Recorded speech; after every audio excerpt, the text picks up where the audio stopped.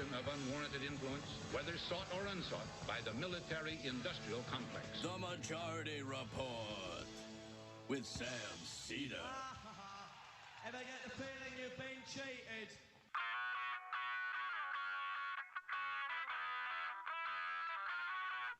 It is Tuesday, May 5th, 2020. My name is Sam Cedar. This is the 5-time award-winning Majority Report. We are broadcasting live, steps and steps and steps from the industrially ravaged Gowanus Canal in the heartland of America, downtown Brooklyn, USA. On the program today, Sarah Milov, assistant professor of history at University of Virginia, on the cigarette, a political history. Also on the program today, the CDC report leaked. Social relaxing will bring 3,000 deaths a day. That's what we settled on, folks. And oddly, the American people oppose reopening. Meanwhile, bailout oversight nearly non-existent.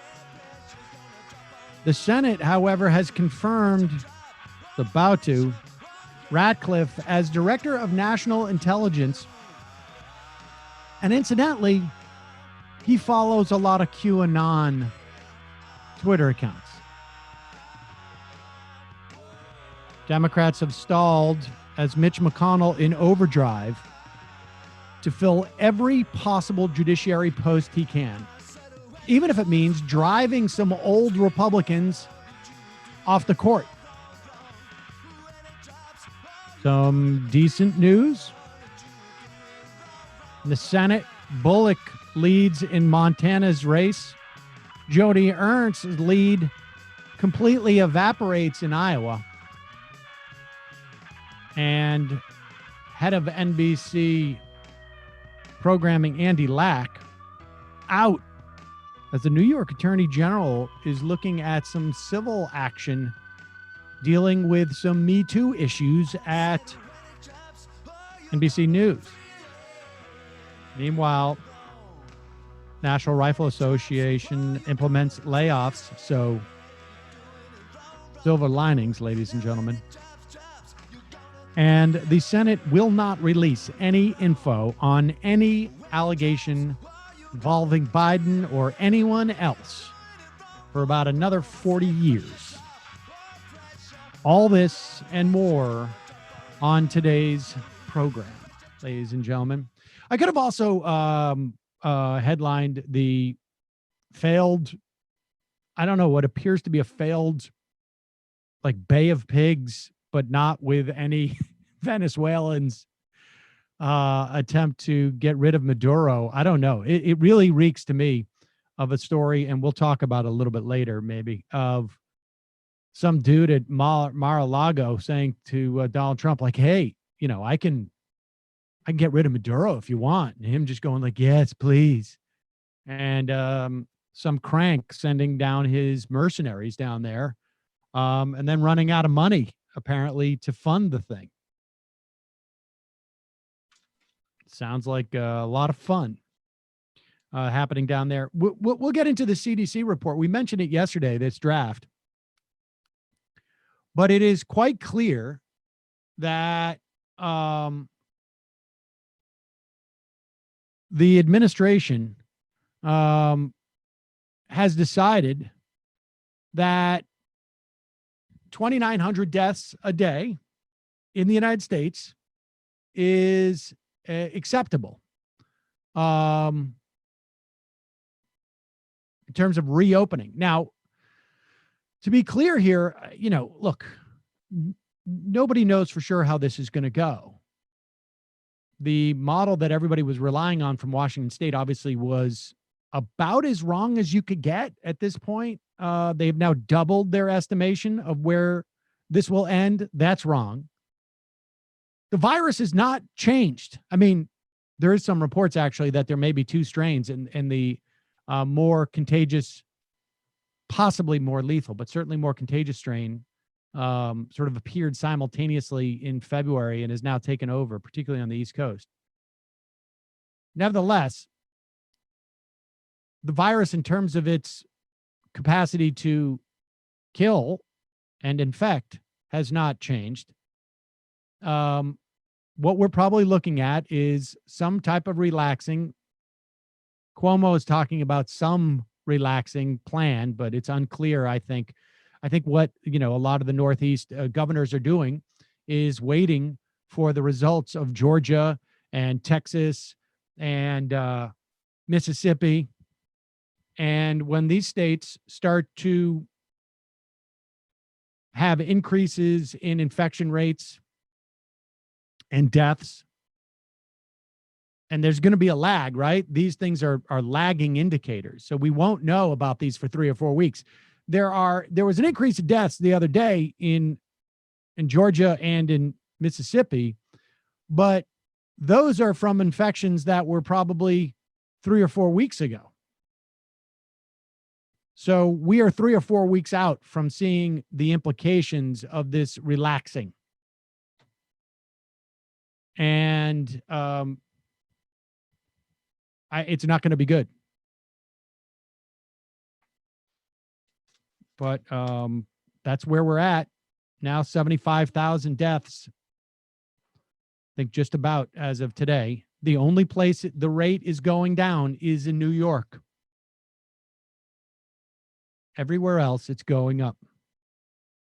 Meanwhile, this is a funny story. I meant to get to this story a couple of times over the past couple of weeks. Maybe last week. I can't remember really. But the story was that Donald Trump overheard Mike Pence say that he was going to be addressing I think it was the Air Force Academy.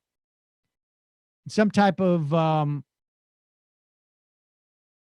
they had some type of way of him addressing them for their graduation. And Trump immediately was like, well, I want to address West Point. And he was told, well, they've all gone. They're not at West Point anymore because of this pandemic. And he's like, well, tell them to come back. 1,000 students, who knows if their family would have come, but just 1,000 students would have come back because Trump wanted to speak in front of West Point because he loves the idea that all these guys who probably beat him up when he went to military school are now having to watch him be the president. It's not the same people, but they're wearing the same uniforms. And the latest reports were that these students were getting, basically some type of orientation. They were being told 60% of you will probably catch coronavirus. You just got to figure out a way of sequestering yourself when you go back home. We'll probably do that here so that you don't infect your entire families. And, but apparently somebody convinced Donald Trump, you probably don't want to infect 60% of the graduating class from West Point. Might be a bad look. Really? Are you sure? And so on Sunday, Trump went on Fox News to talk about how big of a guy he is to not infect these people. You were asked to speak at the West Point graduation. There's been some pushback on that. Tammy Duckworth, a veteran, said it would be reckless. A Democrat. So are you going to do it? And do you think that it's worth the risk for those families and cadets? There's no risk. Are you ready? They wanted me to speak. I didn't want to speak. I love West Point. I grew up near my school, where I went to high school was right near West Point, New York Military Academy. So it was a mini West Point, very mini. But West Point's this incredible thing, incredible place. I love it. I know it well because, I spent a lot of time at West Point. They wanted me to come and speak. Then they changed the date. I believe it's June 13th. And it's my honor to speak. But I didn't want to necessarily do it. What they're doing is they're coming back a little bit early. They're going to be fully tested. They're going to be very, very spread apart. I said, I want their families to be there. Mike made the commencement address. I did it last year at the Air Force Academy. Mike did it this year. There were no parents in a big stadium, and they were very spread apart, and it was fine. But they asked me to do it, and I agreed. The generals asked me, would I please do it? I'm the president of the United States. They wanted to have me. I'd love to have you there. All wanted it. Yeah, they wanted me, but I'm so busy. Where is this guy going? He has a day every day. He's out, arguing that he wants to do his press conference. So busy on June 13th. That's a busy day, June 13th. What are we doing on June 13th? It's unbelievable. Just he will lie about everything. Everything. Could have said, I was looking forward to it, little disappointed. The stories were overblown. We all decided not worth the risk. End of story. But he is a pathological liar who is insane. And they have made this calculation that 3,000 deaths a day. Do the math, folks. If the deaths start happening in June, we relax now, deaths start happening in June. By June, July, August, by mid-September, you're talking about what? 400,000 people? We'll be at 500,000 people dead in this country. Worth it. Donald Trump is going to roll the dice, folks. Could be good for the economy. We'll see. In the meantime, we're going to take before we do, take a break in just a moment to speak with Sarah Milov about cigarettes and the political history of cigarettes. Before we do, one of today's sponsors is BetterHelp. They're giving our audience 10% off their first month when you go to betterhelp.com/Majority Report.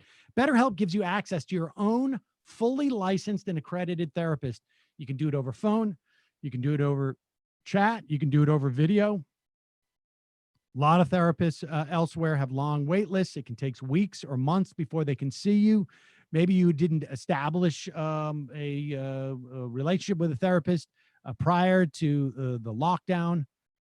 When you sign up with BetterHelp, they match you with a therapist based on your specific needs, and you'll be communicating with them in less than 24 hours. Look, very stressful time we're all living in. This is a great way to get some help during this time. And like I say, if you don't have a therapist, this is a great way to try out therapy, dip your toe in it. Super easy to do. Just about everybody who's in therapy now, I imagine, is doing therapy by these means, but they don't necessarily have the same type of technology that make it easy for you to do it on your iPad or do it on your phone or do it on your computer. Once BetterHelp connects you with a therapist, if you find that it's not a good fit, which happens, you can switch to a new one at any time for any reason, no additional charge. They got thousands of licensed therapists from all over the country. They have therapists with specialties that may not even be available in your area. BetterHelp also tends to be more affordable than therapists that you would find through traditional means. You don't have to have insurance to use BetterHelp, and they have financial aid options for those who qualify. BetterHelp is giving everyone in our audience 10% off your first month when you go to betterhelp.com/Majority Report. That's BetterHelp, HELP.com/Majority Report. Also, right now, a lot of online shopping going on. It is, people are finding it safe. A lot of places aren't open. You know what can make your shopping online even better? Honey. Honey is a free online shopping tool that automatically finds the best promo codes and applies them to your cart. I've told you guys many times in the past, I used to sit Mila down. Be like, oh, you're going to buy this? Okay. She was really into Brandy Melville at one point.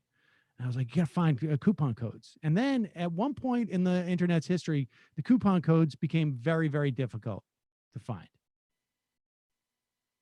But imagine you're shopping on one of your favorite sites, Target, Best Buy, Sephora, Macy's. I know Matt loves to buy stuff on Sephora, eBay, Etsy, whatever. When you check out, this little box drops down. All you have to do is click apply coupons. You wait a few seconds. It scans every promo code on the internet. Then you watch the prices drop. Since Honey supports over 30,000 stores online and adding more each day, you are not limited with where you can shop. Saved like $12 on a desk that we bought.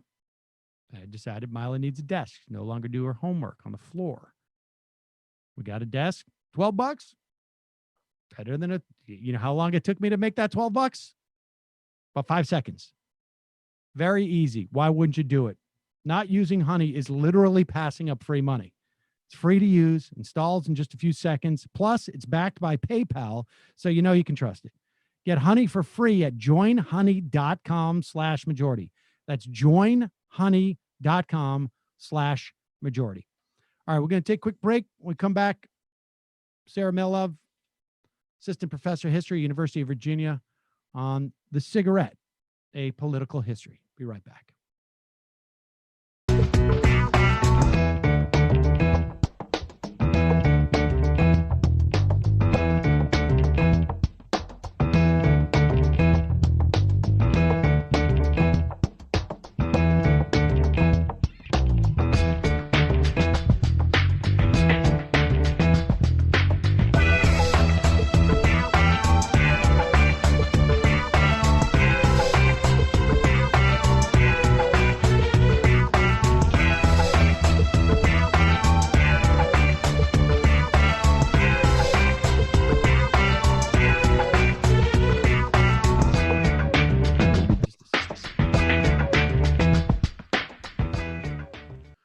And now we are back.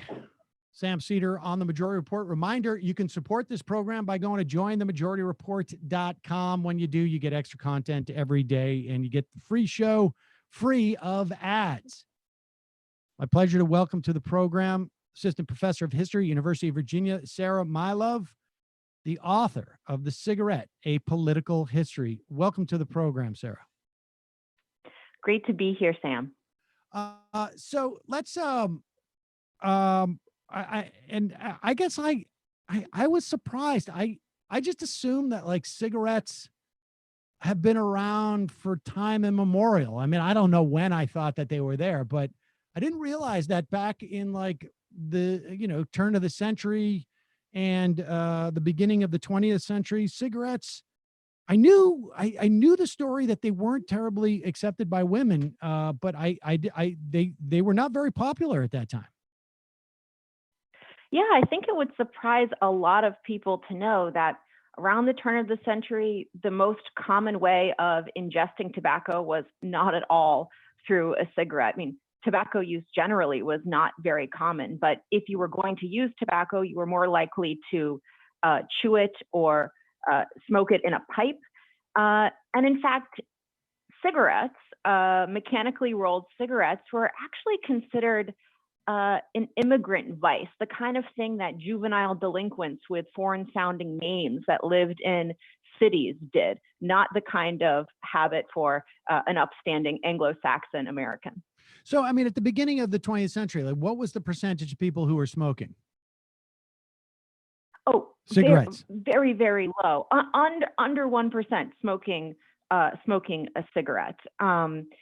Really, it's not until the late 1920s and 1930s that smoking a cigarette becomes the most common way to use tobacco. And in fact, through the 1920s, a handful of states actually banned the sale of cigarettes, in part through a kind of temperance movement that paralleled alcohol prohibition. Okay, and so so tell us what changes at that point. I mean, part of it is World War I, right? Yeah, so the association between cigarette smoking and the military goes back to World War I, and the First World War actually kind of domesticates the cigarette and makes it safe, so to speak, for essentially for white people. So during the First World War, cigarettes are included as rations, and organizations, middle-class uplift organizations like the YMCA and the Red Cross, which just a few years earlier had decried the use of cigarette essentially as a vice, begin to promote cigarettes for the boys at the front. And the thinking there was essentially that, hey, during the exigency of war, during the hothouse of war, cigarette smoking is a lot safer than what these guys could be getting up to on the front. Okay. It's a more acceptable vice, particularly during a time of stress. And then presumably you have now built a machine that pumps out these cigarettes that is, scalable in some way, right? Yeah, though, you know what, the mechanical story actually predates this. Like there were mechanical cigarette rolling machines in the late 19th century. They were rickety at first, and in fact, humans were better at rolling cigarettes than machines were. So the story isn't really dependent upon technology. It's really a story about government regulation and government support. When the military decides, in the words of one general, that tobacco as much as bullets are necessary for the boys at the front, that's really the origin story of the mainstreaming of the cigarette in America. Well, I mean, I guess I'm sorry, that's what I meant. Not the technological, but the sort of like the machine in terms of the production capacity. Because the war can end at one point, but the production company for these cigarettes remains. And I imagine it's scalable at that point. And that's where the government starts to sort of step in and, as it always does, picks winners and losers. And in this instance, tobacco became a winner. Yeah, and in fact, in the early 20th century, there had been a kind of tentative attempt to trust bust. In 1911, the American Tobacco Company is broken up on the very same day as the Standard Oil Trust. But what happens after that trust is busted is essentially an illegal monopoly that becomes a legal oligopoly. You have the successor companies to the American Tobacco Company that operate essentially with impunity and under not very competitive conditions, but the Department of Justice doesn't really take another look, after that 1911 moment. So, I mean, let's talk about how the government then, I guess it really starts to pick up in the New Deal, where tobacco becomes a means in which to provide farm support and really basically help the Depression. Yeah, so I think that when people think about the cigarette in America, they're usually thinking about the big tobacco companies, Philip Morris, R.J. Reynolds, American Tobacco. But if you look across the 20th century, what you find is that the government's commitment lies also with producers and wanting to shore up the agricultural economy beginning in the 1930s. So in order to stabilize the economy, as many of your listeners might know, on a grand scale, the New Deal undertook a radical restructuring of both industry and agriculture. And tobacco growers were among the first to be enlisted under a scheme to reduce output of tobacco in order to stabilize prices. And so tobacco farmers received guaranteed high prices for their tobacco, which had its intended effect of putting dollars in the pockets of farmers in the South, for tobacco growers, but across the United States. But it also created a kind of permanent lobby, a stable and permanent interest group that had access to politicians. I mean, and along those lines, you write that the tobacco farmers actually basically self-taxed on some level, imposed dues, I guess, to fund the lobbying efforts. But why did the government, what was it about tobacco per se that made it such a good candidate for this type of support? Well, I think there's two things going on. First, there is the economic reality that during the 1930s in the South, tobacco was an important cash crop. And so in order to restart the economy or to get money in the pockets of destitute people, people engaged in tobacco production, were lavished with attention. But then there's also the political reality, which is Franklin Roosevelt's New Deal coalition relied on the votes of Southern Democrats. And that meant the votes of people that represented tobacco growing districts. And so to some degree, tobacco's political favoritism, if you want to call it that, was kind of in a certain way an accident of history. Yes, the New Deal Democrats needed Southern support, but it just so happened that the longest serving chair of the House Agricultural Committee, to this day, the longest serving chair, represented an important tobacco growing district in North Carolina. And for 30 years, he saw that the tobacco growers of North Carolina and across the region were very well taken care of. I mean, so it was, I mean, I guess maybe this, I don't even need to make this analogy, but if there had been a bunch of people there growing, I don't know, arsenic, we would have had some type of arsenic market.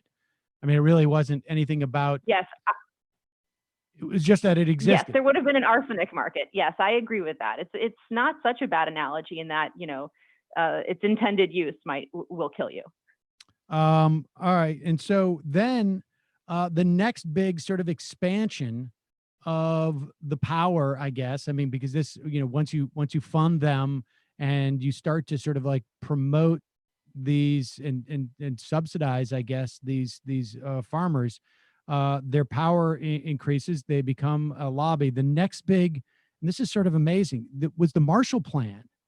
And do I have this right in my notes? 1/3 of the food aid from the Marshall Plan was actually tobacco.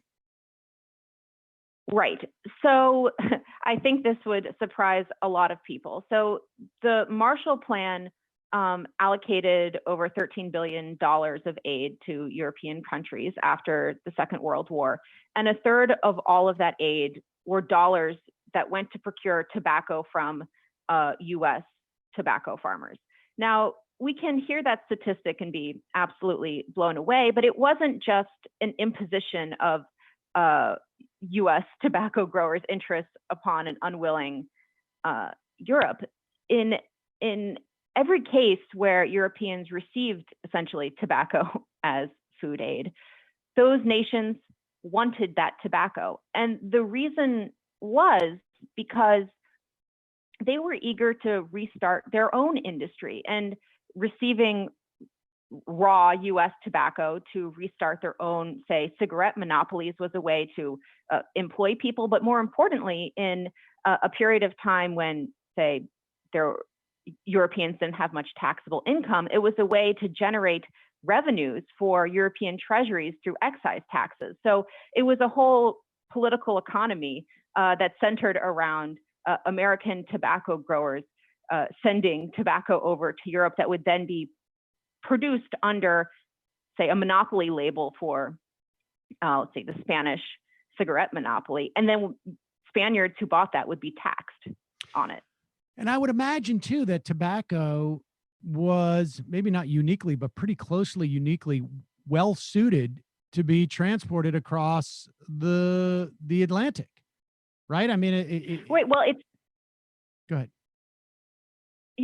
Absolutely, it's not perishable in the way a potato is perishable. So it's easy to transport. There's centuries of practice transporting tobacco from the United States to Europe. And for American growers, they recognized something very early, which was in the 1940s, they had this really unique opportunity to engineer the smoking preferences of Europeans. So prior to the 1940s, Europeans didn't, outside of England, they didn't tend to prefer the taste of a US style cigarette. They may have preferred Turkish tobaccos or a darker tobacco blend, which unfortunately, American style cigarettes are more carcinogenic because their initial flavor is more mild, which allows one to inhale more deeply and receive more toxins essentially. But during the 1940s, tobacco growers thought we've got this golden opportunity to make sure that that what we have is what they want. And there was a recognition that taste could be engineered, and they were in a position to engineer it. And how much consciousness was there of tobacco's addictive qualities that that like we're about to, this is great. We're going to give them a taste and then they're hooked forever. Well, they did not speak in the language of addiction, but it was through the language of taste preference, that they might prefer the taste of U.S. grown tobacco. And so they wouldn't say they'll be hooked forever, but there are certainly documents that said they'll continue to enjoy the taste of our tobacco. And I think what's most surprising about this is that, I think many people have the perception that it was U.S. Tobacco companies that began to sell cigarettes, pre-manufactured cigarettes abroad in the 1980s and 1990s as use declines in the United States. But actually, U.S. tobacco farmers already had this insight that we can use the rest of the world as our essentially surplus disposal program. And did this also sort of like bootstrap local tobacco growing industries as well in these countries, or was it basically just the manufacturing of the cigarettes? No, quite the contrary. It did not. It actually overrode what had been indigenous tobacco industries. So Greece is one example where they received American tobacco, and that was related to the decline of what had been tobacco growing regions in that country. France, by contrast, in the 1950s and 1960s, largely resisted U.S. tobacco kind of out of national pride and maintained to a greater extent their own indigenous tobacco growing regions. And then we also did a similar thing with Food for Peace, which went down to Latin and South America. Yeah, and U.S. tobacco growers were spectacularly successful in engineering the taste preferences of especially Korean and Japanese consumers. And in fact, there were junkets where essentially tobacco growers paid into a fund that went to fund the travel of Korean and Japanese cigarette manufacturers so that they would come to the United States. They would go to North Carolina, catch a football game at North Carolina State before going into the labs at that university and seeing the secrets of how to make a US style cigarette. Of course, the most important ingredient was US tobacco.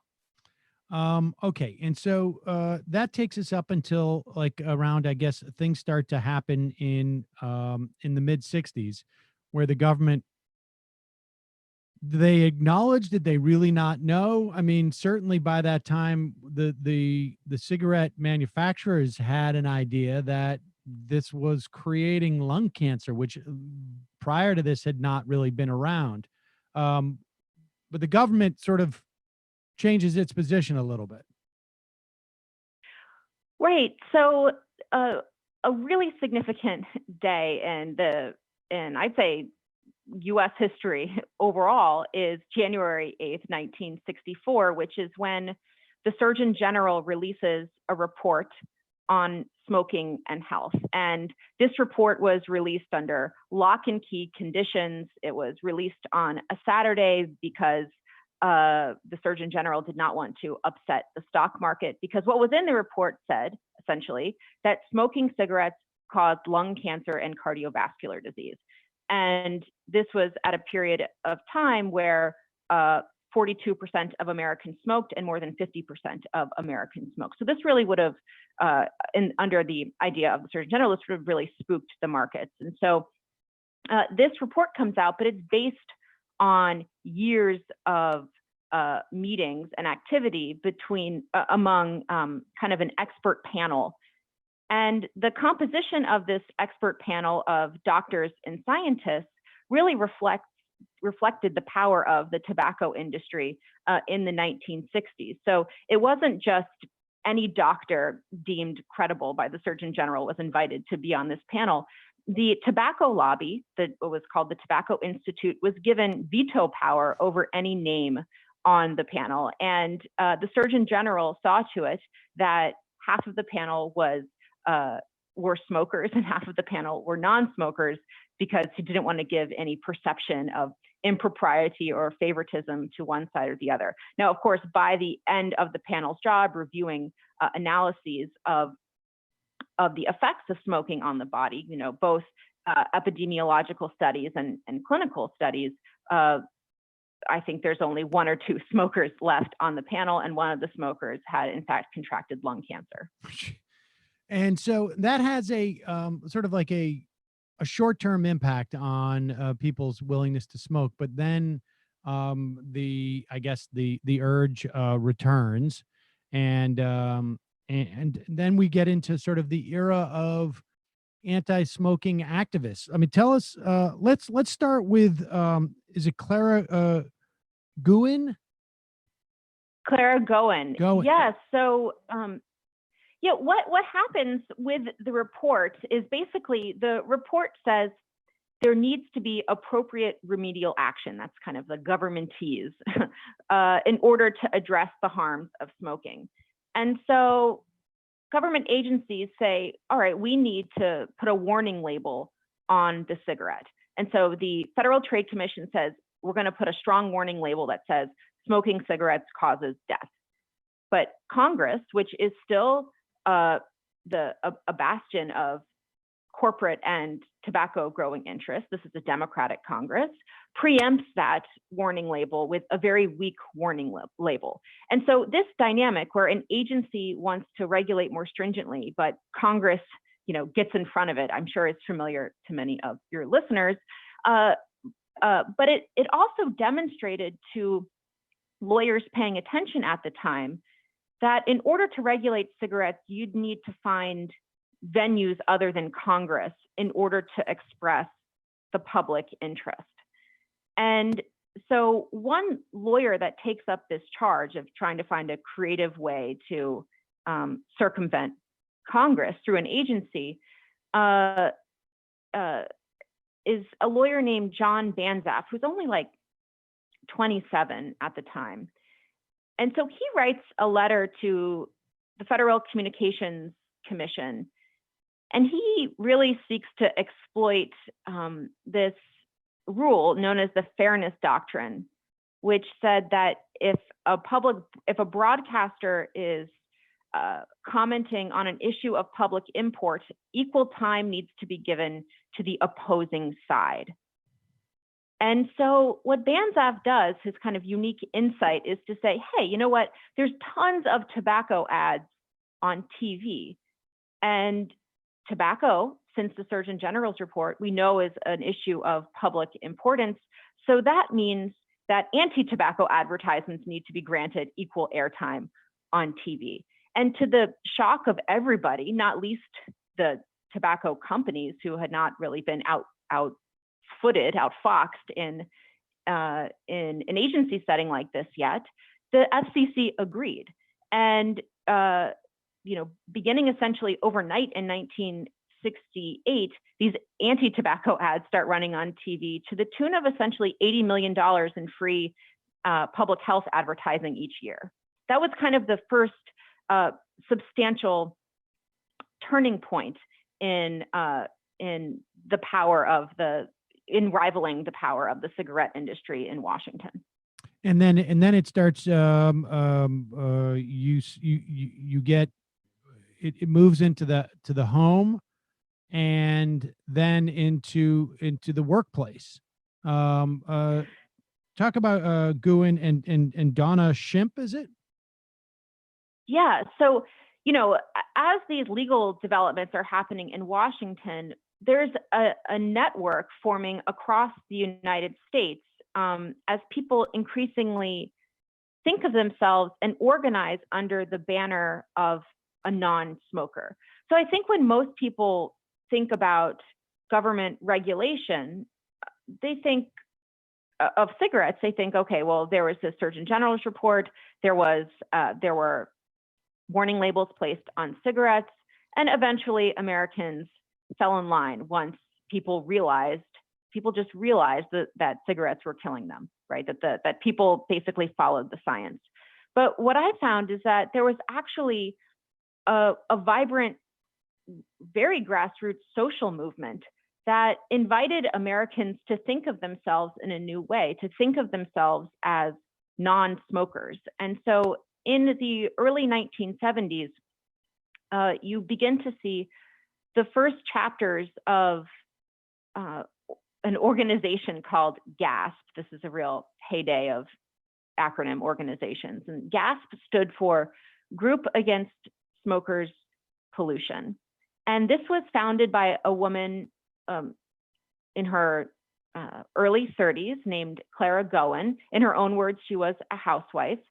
And she was moved to start this organization because, you know, she basically felt that she had become essentially a doormat and a prisoner in her own home. She had 2 daughters, one of whom had a severe tobacco allergy that prevented the family from going out to dinner.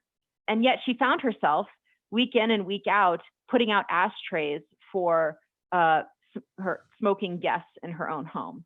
And so her first political action essentially was to get together with her friends and say, we're going to remove ashtrays from our own home. We're going to break the rules of hostessing decorum and say smoke is not welcome in our home. And from this action between her and her girlfriends in College Park, Maryland, they started this organization called GASP. And GASP basically tried to get everyday people to realize that that as non-smokers, they were being oppressed by the ubiquity of other people's tobacco smoke in public.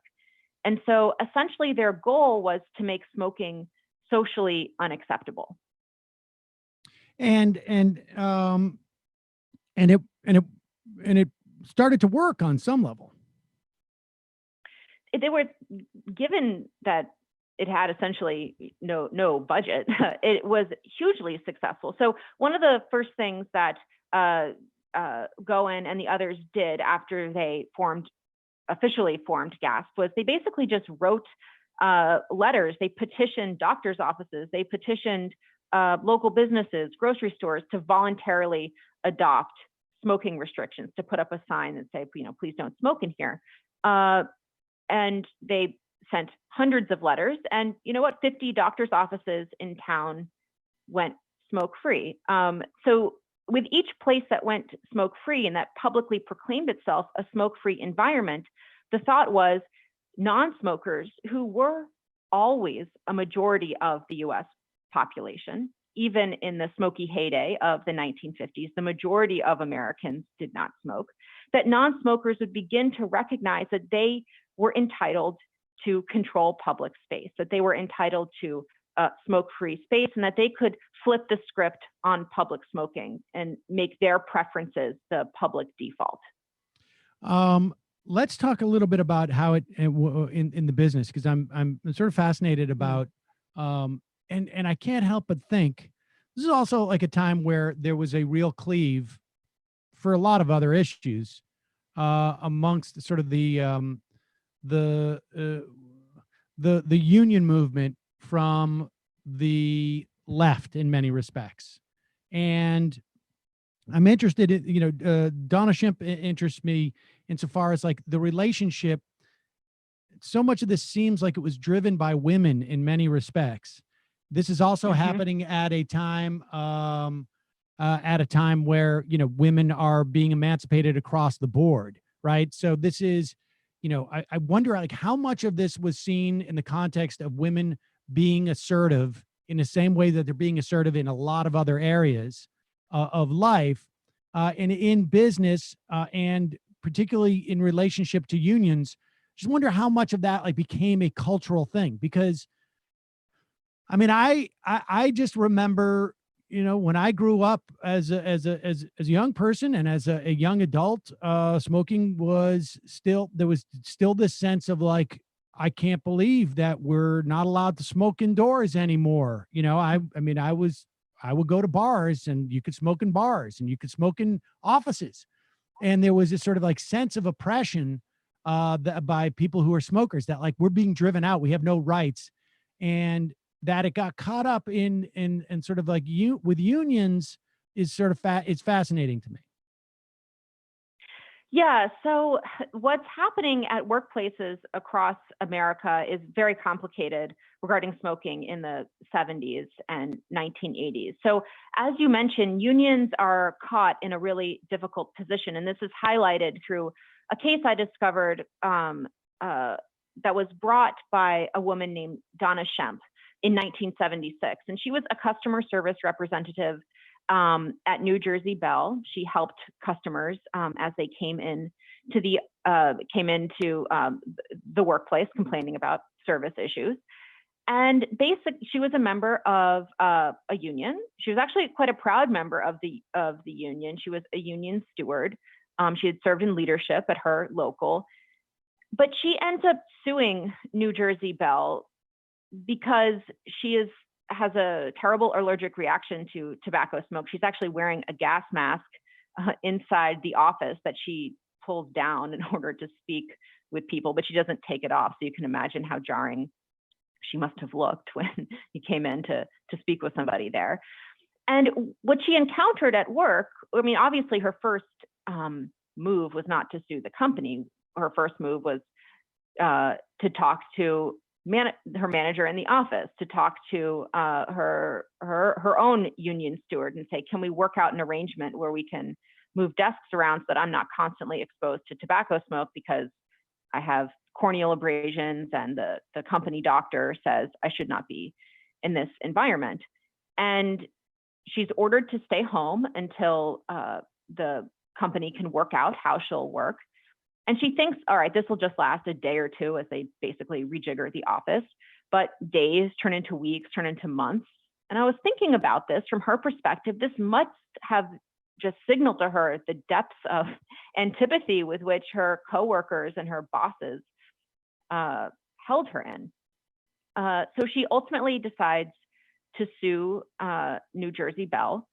And she's assisted, crucially, by an employment lawyer who had actually served in the Johnson administration at the Equal Employment Opportunity Commission, this really important agency that was created to enforce the Civil Rights Act at work. So she has this major assist from this kind of pivotal legal scholar who's thinking about creative solutions to civil rights issues at work. She does not find any support with her union. And ultimately, the judge rules in her favor. And the reasoning of the judge is that, well, hey, Bell, if you afford so much care and concern for the switchboards, because nobody's allowed to smoke around a switchboard, you should at least afford as much care and concern to the people that work at your offices.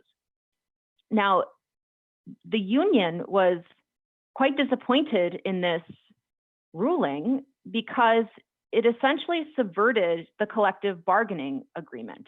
You see, unions had actually bargained for the right to smoke at work. And so for a judge to kind of do an end run around the agreement represented almost an existential threat in an era of, deindustrialization, of plant closures, and as you mentioned, the very real cultural issues at work as more women were working in jobs formerly held by men.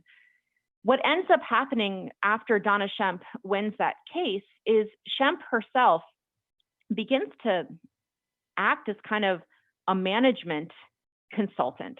She begins to advertise herself as a guru that could help companies move toward smoking restrictions and eventually a smoke-free workplace.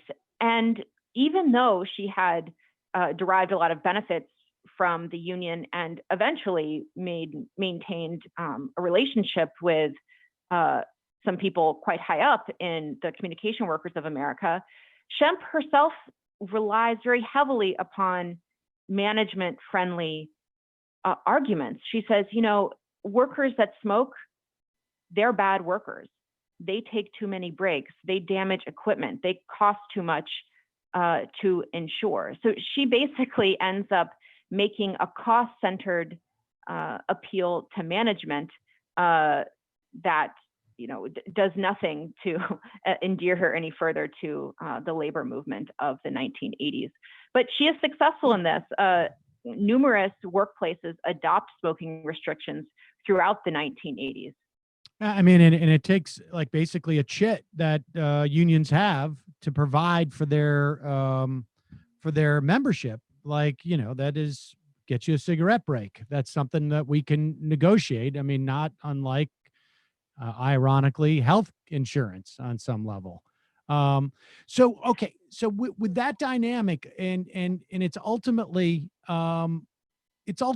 what that, I mean, that really sort of puts a nail in the coffin, because it seems to me that we're, I guess vaping has replaced it in some ways, and you write about these sort of preemption laws that the vaping has been sort of pursuing, a la what the cigarette industry did. But what ultimately puts the fork in it, to the extent that we can say that the fork is in the cigarette in this country?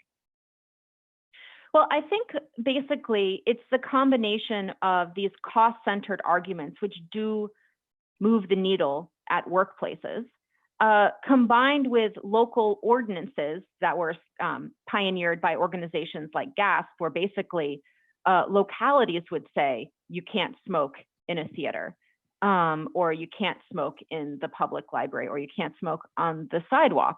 So it's this combination that the non-smokers' rights movement figured out, of mobilizing non-smokers to claim their entitlement to public space, combined with workplaces that impose restrictions that actually have the effect of creating more and more non-smokers. Because when workplaces impose these restrictions, what many were surprised and ultimately happy to see was that people stopped smoking. When it became more difficult to smoke, people stopped smoking.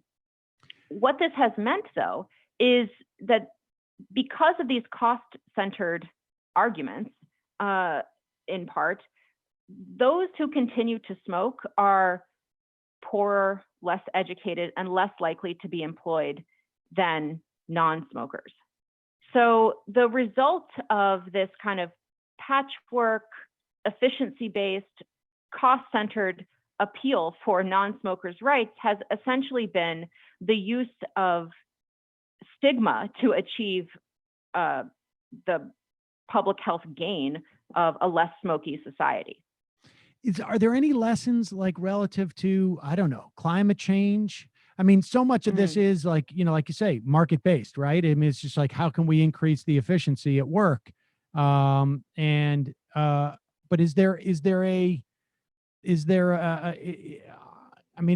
there lessons for, sort of like broader public health, I guess, initiatives? Yeah, I mean, I think there are several lessons that I think are directly applicable today of the history of the cigarette. One is, right now, I think a lot of Americans feel like the federal government not only does not care about them, but is actually contributing to a disaster. This is very resonant with the history of the cigarette, where the federal government was largely responsible for the production or the largesse lavished upon tobacco producers at the expense of public health. But there's also hope in that statement, in that we know that smoking rates have fallen over the past 4 decades.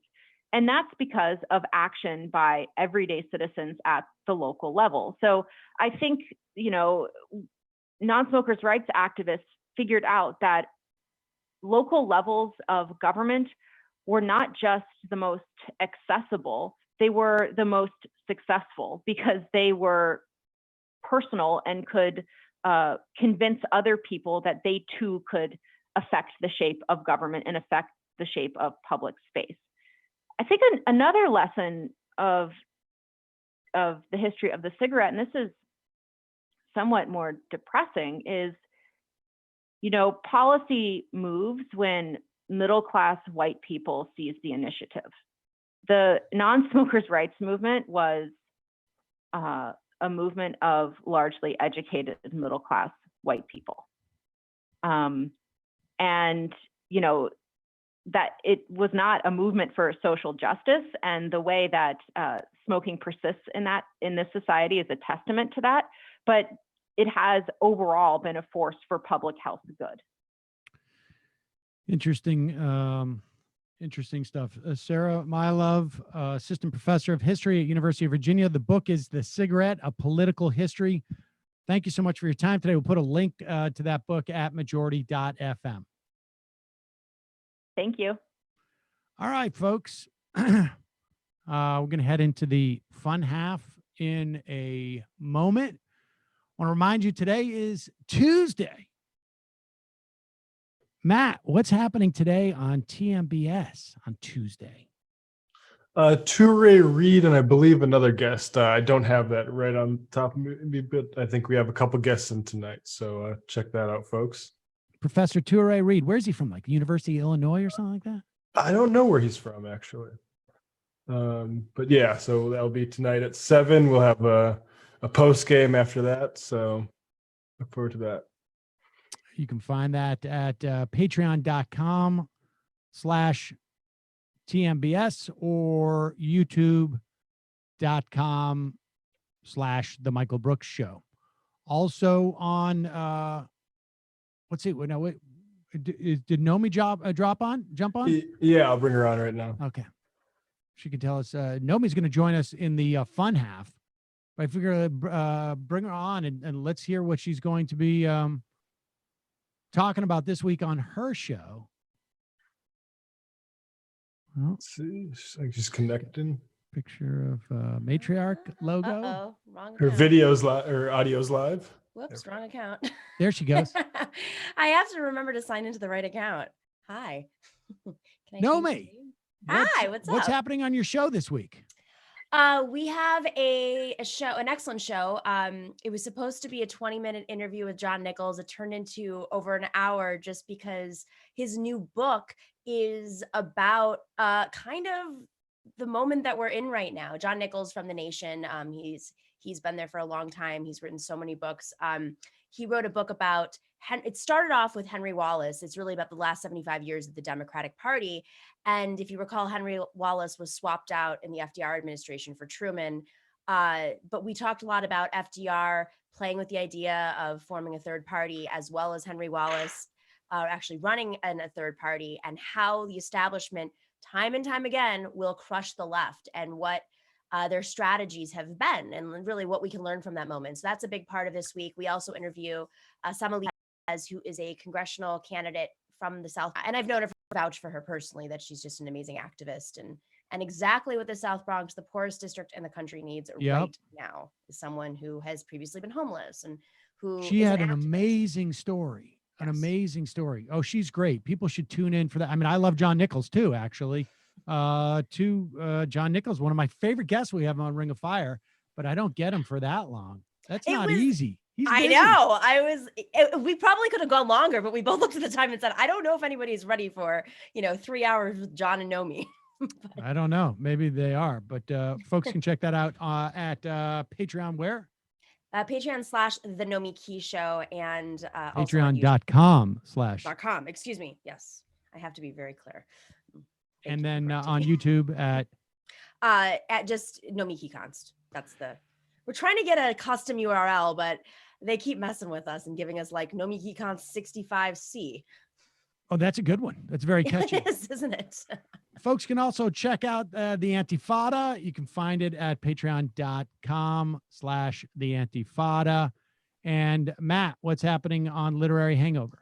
Literary Hangover, we just added sound alerts for last night. So you could pay, for instance, 500 bits on Twitch to hear the woman say Steven Crowder got cold feet while I'm playing video games. So I've monetized that. Very excited about that. So yeah, twitch.tv/literary hangover. Also on TMBS, Doris Polo from Telesor will be on alongside Dr. Toure Reed, not alongside, in addition to. Do we have the ability to have people put on audio clips on while we're doing our show here? Not with the current cloud setup. If we were going through OBS, we could. I see. Yeah. Okay, good. I'm glad about that. Folks, a reminder, your support makes this show possible. You can become a member at jointhemajorityreport.com. When you do, we give you extra content every day, and you support the program. So that's a good thing. All right, quick break. Headed to the fun half. Check out our app at majorityapp.com. You can IM the show, and you can call the show from the app as well. 646-257-3920. We'll be right back after this. Nomi will be joining us. You got a lot to talk about. See you in a minute.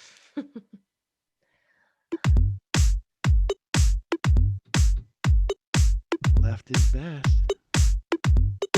Jamie and I may have a disagreement. Yeah, you can't just say whatever you want about people just because you're rich. I have an absolute right to mock them on YouTube. He's up there buggy whipping like he's the boss. I am not your employer. You know, I'm tired of the negativity. I'm sorry. I didn't mean to upset you. You're nervous.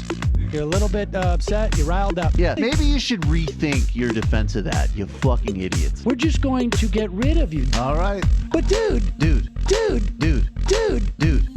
You want to smoke this joint? Yes. Do you feel like you are a dinosaur?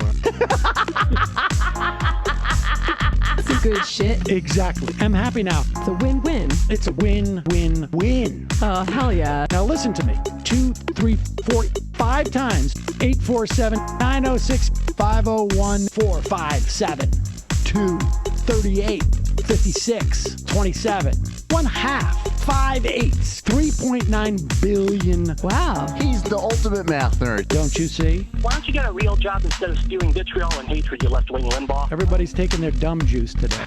Come on, Sammy! Dance, dance, dance. Ooh.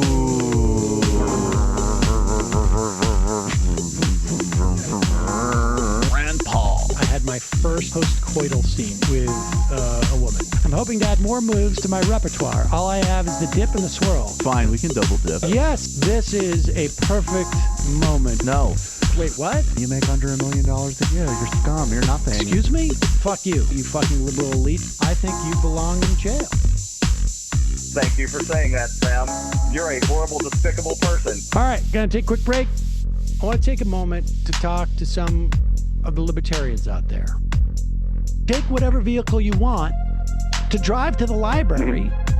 What you're talking about is jibber jabber. Classic. I'm feeling more chill already. Good. Donald Trump can kiss all of our asses. Hey, Sam. Hey, Andy. You guys ready to do some evil? Hitler was such an idiot. That guy might be a Nazi. Agree. No. Death to America. You. Yes. Wow. Wow, that's weird. No way. Unbelievable. This guy's got a really good hook. Throw our hands up. Ooh. Wow. But Sam, I gotta get off. No worries. Let's. I want to just flesh this out a little bit. I mean, look, it's a free speech issue. If you don't like me, Hey, shut up! Thank you for calling into the Majority Report. Sam will be with you shortly.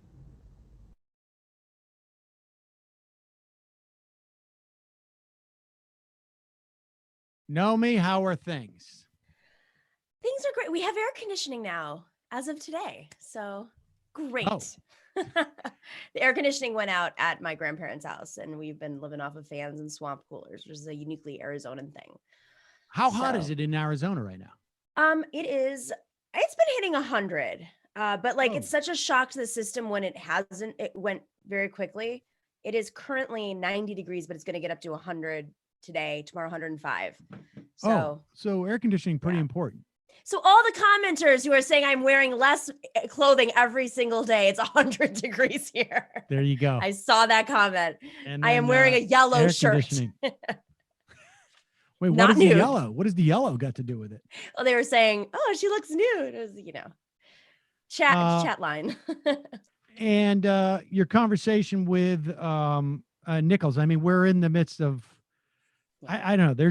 There seems to be, at least in terms of like politics on the left, as it were. There's obviously two different stories. One is everything that's going on with Biden.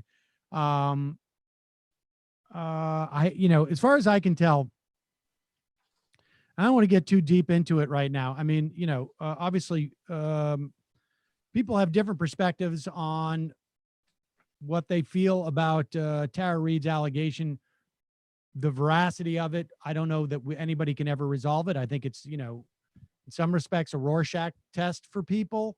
Very much so. And then there's a subsidiary question as to what do you do about it if you do believe that it's true. And I think some people have better arguments than others in terms of how they're going to react to it. Some I think are more sincere than others. But I was struck by, there was a poll that was done. It was it's sort of like almost like a focus group. And I'm trying to think where I have the actual results. And in many respects, I mean, here it is. So this is from Morning Cult. So we showed a clip. We showed voters a clip of Joe Biden's denial of Tara Reade's allegations of sexual assault. After watching, this is what came up. And I don't know if we have actually a clip of this. It's from Morning Consult. The poll was conducted May 2nd to 3rd.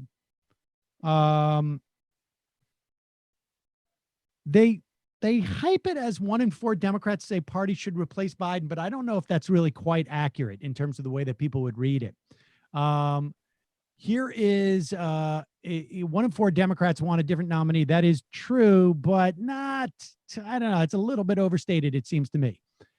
Here are the real numbers. Go down to the graph if you can. So basically what you get is 14% say yes, definitely. They should select a different nominee, Democrats. 12% say yes, probably. 13% don't. No opinion. 20% say no, probably not. And then 41% say no, definitely not. So this, to me, looks like if I'm looking at this calculation and I'm Joe Biden, if it was switched, I'd be like, I need to get out of this race. Or, maybe my donors would say, you need to get out of this race. But if I look at this and I'm Joe Biden, I go, we're in April, we're in May, when I know that we're going to have a depression coming and only 14% of Democrats say that I should definitely not be the nominee. All right, I'm in it. I can win back, 4 or 5% of those. And then I'm doing historically better than most Democrats. If the story dies down, which is what they're trying to do, I don't think they're doing it effectively, but I don't know. I mean, there's something that's this. If there's no more to the story, is really what it seems to me. How do you? I mean, that's the real bet there. It's like this brand of Democrat, of establishment, institutional Democratic leader from that generation, but I wouldn't even say just that generation. There were plenty of sophisticated political figures who would lean into a crisis, but this is very like 1980s, very Clintonian. The way that Biden is handling this is, I don't think it's how Obama would handle it. Like, I think there's actually a generational divide in terms of like how they deal with crises, and it just grows. And I don't understand. Maybe it's just because they're using like the same advisors. Maybe it's because they all came up together, did the same comms trainings. I don't know. But Clinton leaned right into his. I mean, he went on and he did these big interviews on with Hillary. I mean, he went head in. But later on, it became the Hillary Clinton, avoiding it, denying it, wiping the server clean, whatever it is. I mean, he just, especially with something that is as sensitive as this, where there's so much visible, like branding around that reputation, it just seems a very weird way for him to handle this crisis. And then to have women go out there and sacrifice. I mean, this is my frustration. And I know there's a bigger conversation here, but I do think that this is a story will grow. And that they're going to try to, and they already have tried to say, okay, she's not a credible witness. A very notable feminist writer who does not like Biden actually said something privately to me saying, well, there might be some hints of like mental illness. And I was like, so? And then she was like, well, and I said, hang on a second. you know, she mentioned Rose McGowan. She goes, well, clearly Rose McGowan. And I said, well, even if that's the case, that's the point. These sorts of situations, if this woman, as she said, Tara Reid, was driven out of her field for how many years? She wasn't listened to. She couldn't speak. I mean, it was very clear that like she couldn't, even if she were to file a complaint, it wasn't going to go anywhere. This isn't like a 1980s, 1990s thing. This is like, you know, you still have this issue in a lot of places. And her career has basically been shifted. Like so many women, Rose McGowan, who had a beautiful career, you know, whatever you want to say about her mental health, that's irrelevant because these are the kinds of situations that might set people off even more so, especially if it's pre-existing. Now, match that with someone like a Harvey Weinstein, who is a clear sociopath. Right. It took enormous like institutional breakdowns, you know, for his entire like personality, which everyone knew was insane, to be exposed. And yet our natural starting point for women who are coming forward with a story is that, oh, well, they're crazy, they might be lying. Okay, even if they're quote crazy, that doesn't necessarily mean they're lying. It might actually be a symptom of the problem, which was, you know, something in their life traumatic happened and they haven't been able to, you know, pursue their dreams like a lot of women have. And then you call them hysterical. I was really bothered by this because this is a feminist writer who was more interested at the end of the day, you know, maybe it's just like a little bit above, like she believes in all the feminist theories and she writes about this is her brand. And then like a little bit above, she just gives the establishment the benefit of the doubt. And time again, the establishment has proven us that they're not to be trusted on these issues and they will cover up for their power. I mean, look, I'm trying to just sort of separate my assessment of her charge from this. Okay. Yeah. I mean, to me, it sounds like I say, I don't think we'll ever know, but to me, it sounds very plausible. I mean, I think I would imagine if Joe Biden went through that situation, walked away from it, probably thought I took no means no. And so I took no for an answer and I walked away from it.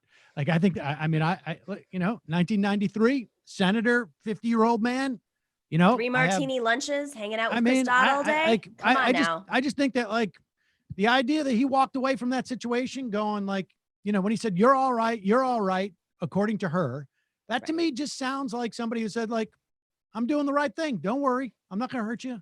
Walk away. Maybe he was a little bit too forward in his mind. So that seems completely plausible to me. Then the question is from a political analysis, there's a couple of questions that people are answering. One, I don't believe her. I'm voting for Joe Biden. Mm-hmm. 2 is I can't tell. There's no way to resolve this. I'm voting for Joe Biden. 3 is I believe her. I'm voting for Joe Biden. Yep. 4 is I believe her. I'm not voting for Joe Biden. Right. And then maybe there's a 5th, which is I was never going to vote for Joe Biden anyways. Or what if now I'm not voting? I'm like when I say not voting for Joe Biden, like I'm not going to vote. Yeah. And because I don't think anybody's going to go like, I know how to, you know, like I'm going to go to the guy who has 20 allegations of sexual assault as opposed to the guy with 1. I mean, look, you know, so strictly from a political analysis, all I'm saying is that I look at this morning consult thing, and I imagine somebody else may want to put out a different poll. But when they sit down and they look at his explanation, they take it. We don't know. People may believe they'll fall into one of those 4 categories or 5 categories. And after all those 5 categories weigh in, if only 14% are saying right now, I'm not going to, we should definitely get a different nominee. And a portion of those are probably saying it for the reason that I would say it, which is this is a liability. Right. Like he's a liability. Now it's hard for me to separate the fact that like, I don't want him to be the nominee anyways. I think he's got a lot of other liabilities, but I just don't think that this is going to move the needle at this point. And it's possible there may be other women who come out and say, I went through this and that changes the calculation completely. But I just don't know where else the story goes in terms of like, that would convince anybody who is relevant in the decision-making process of him not being in there, that look at these numbers and say, we got to get somebody new. Like I like that, that's just the cold, hard reality about it. And from a moral stance, I don't know. I don't know what the moral stance is here. I guess because I'm like Thanos, I would say, what's going to decrease the suffering for as many people as possible. Not voting for Joe Biden, sitting this one out, or voting for him against Donald Trump. Right. And I certainly would love someone else to be the nominee, but it's also like at one point when you realize that someone is not going to be the nominee based upon anything that I say or you say, or frankly, any activist says at this point, like, this is what happens when people are faced with the reality of this. And maybe she could go on national television and be more convincing than Joe Biden. She has been, but she's also getting threats, and we have to, keep that in mind. That exactly. This I'm story just talking about the political realities of it, right? Like it's and I'm saying that in sense of the story growing, so that maybe if the polls were to shift at all, and again, I want to come back to, I don't actually think that when it comes to the micro targeting of this race, like that's probably what Anita Dunn is sitting there thinking, like, okay, we have to make sure that as long as unemployment reaches this level, Donald Trump's going to be extremely unpopular. And as long as we keep these people locked in at this percent and these people locked in at this percent, I don't know what their actual strategy is there. I have a sense of it, but I don't want to who knows? It's so early. With that being said, big stories like this can impact it's the enthusiasm and the narrative, and then he can't break through. It's not like Joe Biden's out there campaigning. So this is the only story about Joe Biden right now. So that actually impacts a voter, psychologically, and it could be the voter that they need to turn out in, say they have some theory that very possible. But my feeling is like, if you can't tell me that in an elevator ride, nobody's pressuring him to get out. Nobody who's relevant to that calculation is going to pressure him to get out. Well, and that's Tom Perez saying he's going to move on with the DNC in August in person. Has he said that? Uh-huh. Yeah. Yeah, that was yesterday's news. I got a bridge for you in Brooklyn if you want to believe that. All right, so let's move on. And then the other story, of course, is that Steny Hoyer announced that, no, we're not coming back. Like the Democrats just seem, and I'm seeing some reporting that, here and there that Pelosi and the Democrats think they can squeeze the Republicans on the next coronavirus package. This is a piece out today, or I should say yesterday, about in Politico. Top House Democrats on Monday signaled they're forging ahead with the next sweeping coronavirus relief package. Now, so here's the deal, and we'll see. Okay. But I'm skeptical of this for a couple of reasons. A private call with members, Nancy Pelosi, not that private, I guess, and her deputy sketched out an outline of $1 trillion plus package that would deliver aid to state and local governments, some on the brink of public service cuts, shoring up safety net programs. We have to think big, she says. Unclear whether there is going to, whether they're going to go for voting security. Pelosi has said she wants to bring the House back as soon as next week, but House Majority Leader Steny Hoyer told Democrats on the call that he did not have a specific return date, but stressed members would be given plenty of notice for limited flight schedules. So now maybe they're going to come out and they're going to do this, and maybe they're going to pass something in the House. Yeah, it feels like what they're trying to do is make it very narrowly tailored. It feels like they're trying to limit the pressure that they're going to get from progressives who have been sidelined throughout this whole process. That's what they're going to try and do. The big things from my perspective, it seems to me, in this next bill, state municipalities, you got to fund them. Yep. You got to give more money for unemployment. You got to give more money for SNAP. And you got to give more money to direct payments. Yeah. I mean, you just got to do like, that. It for can't people. be through this process of. And because we haven't the PPP has not been sufficient, and there's not enough money in there to pay to keep people hired. The unemployment numbers have been a disaster, and the states are doing everything they can to prevent your eligibility for unemployment. And so they got to step up and provide more money there. And they've got to put in vote by mail. They've got to do that. And the problem is that I don't know what levers they have, because the Republicans are going to pretend like they don't need anything right now.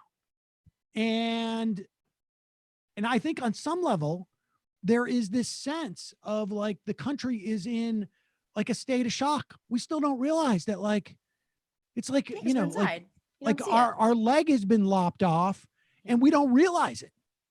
And we're looking at 30, 40 million people unemployed in this country in the next couple of weeks. So how much of this is just Stockholm syndrome? Because even if the Republicans had levers, and this is sort of actually it's the same exact power dynamic I'm advocating for with the Biden situation with women's groups, is I'm like, stop being silent, actually stand up and make some demands, because this is when you have the power. Like, you can actually influence the person. So if the Democrats know that the Republicans have the power, stage a fit, throw all the demands on the table. Grimm's book on this is very instructive. Nancy Pelosi, the leadership that we have in the Democratic Party now, grew up during a specific era. Yep. And anybody who has been in an industry for a long period of time sees this dynamic with themselves as they get older. Like, I see it in the context of this, like much of what I learned doing this, I still practice today. Some of it's out of date. Wait, what's I'm not going to tell anybody what it is. Like putting mics together and building sets, or well, I mean, just, some of it is out of date. I don't know what it is specifically, but I mean, it's just, it's not, and if I was to do this for another 15, 20 years, it would be even more out of date. Right. And because it's what I learned when I was, in my formative years. And these Democrats at the top, the leadership that we have now, believes the best thing for them to do is to disappear, is to basically make this their whole thing. We got to make this a referendum on Donald Trump. And they think the way, and I don't disagree with that idea, but they think the way to do this is by making themselves completely disappear. Because they think ultimately, go ahead, I'm sorry. As opposed to making this a referendum on Donald Trump, like not doing something. And it's also, well, I mean, let me put it this way. Like, they think that if the Democrats offer nothing, they can be criticized for nothing. And that's right. I think to a certain extent that's true, but it also is playing for the middle, and which may or may not work. But the problem is that they also constrain what they can do once they get into office. And by doing that, they offer nothing. And then it just becomes a referendum on them, and they lose it every time because they haven't done what people expect them to do. There is a broad expectation of the Democratic Party to do something by the vast majority of Democratic voters. Well, I think that's ultimately it, though. It's ultimately an electability argument. Everything always comes back down to, the 15 targeted races in America that they're focusing on, and what their gauge of right left is. And I think fundamentally, this is the communication divide, which is fueled by financial, like what is financing their campaigns, of course, but the communication divide between you and me and the left and the Nancy Pelosi, even probably some of the older progressives in the House, is that they fundamentally see the House through the construct of, we don't have any power. If we want to win this election, we cannot lean into these things because we're going to lose XYZ seat in, North Dakota or Arizona, which I think is fundamentally false if you're running from a populist. If for the most part you're running as a populist, but if you're running as this like whatever. I don't even know what their agendas are anymore because they don't stand for women's issues. They forgot about God. I don't know. I think they're even trying to figure it out now. Well, there's also another, there's a third sort of like scenario too, which is that it's a referendum on Donald Trump, and it's going to be a referendum on Donald Trump, regardless of what you offer. And that on some level, I think there's also an ideological choice that some of them make that is like, I mean, look, it is the case that a lot of moderates did well in 2018 in these midterm elections. It's also the case that a lot of like, let's say Justice Democrats, just to take them as a did not win in the primaries. Some of them did not win in the general, but they also, if you control for the support that they get in terms of the points that they get from the DCCC and from outside groups, then it's a slightly different calculation. If the DCCC was agnostic in terms of all their candidates, then it would be a different story. But there's also the argument that, like, you know what, we could support putting everybody on Medicaid, let's say, or just like everybody who's lost their job, go on Medicaid as opposed to COBRA, because there is no constituency out there going like COBRA is a good idea. Right.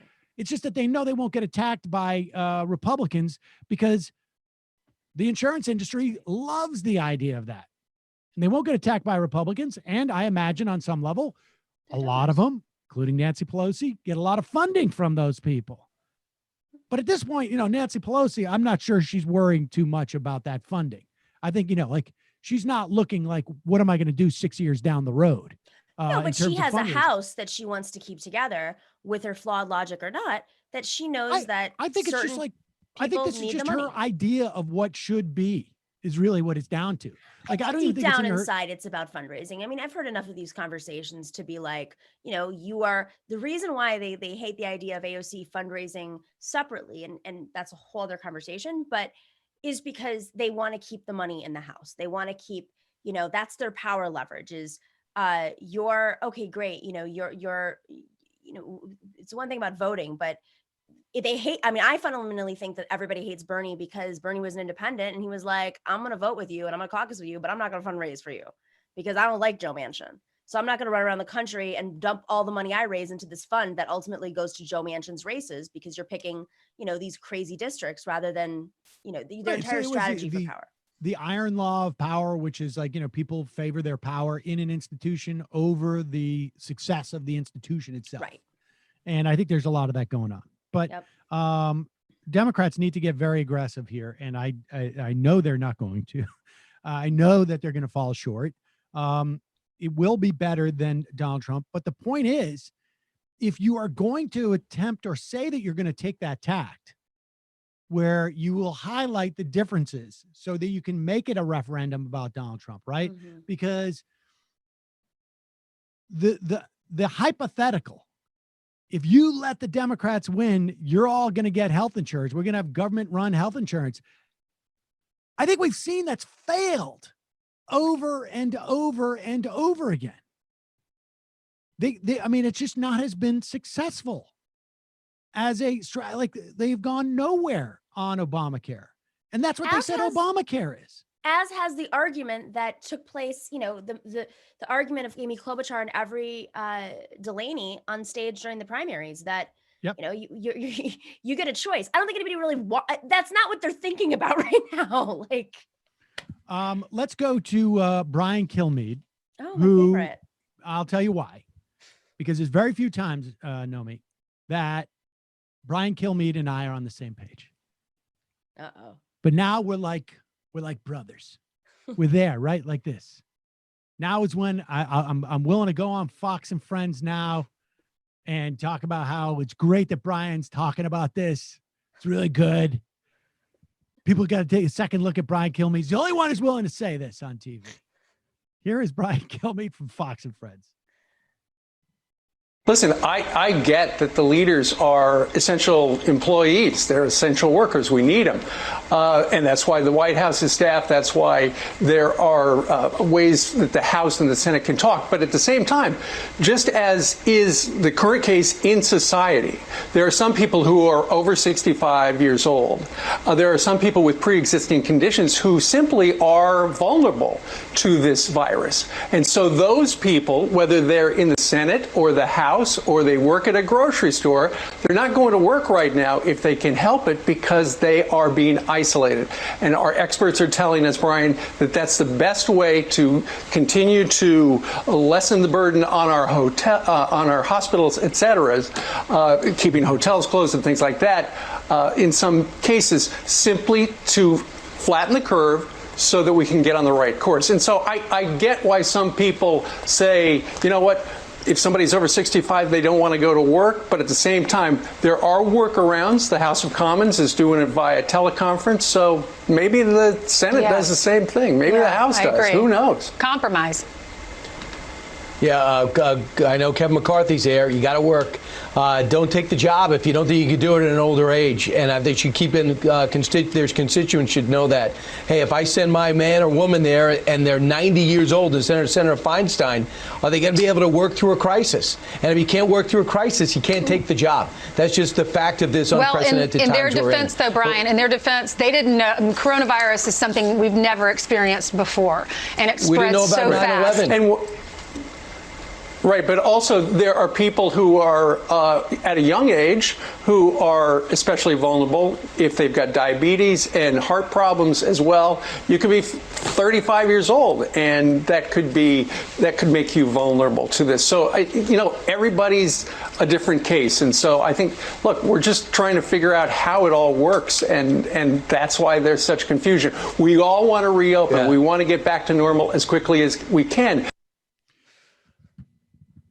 They need to go and do their jobs. Like if they got to put up a computer monitor on every seat in the House and everybody goes back and they have their own private Zoom channel, whatever it is, like there's a way to do this.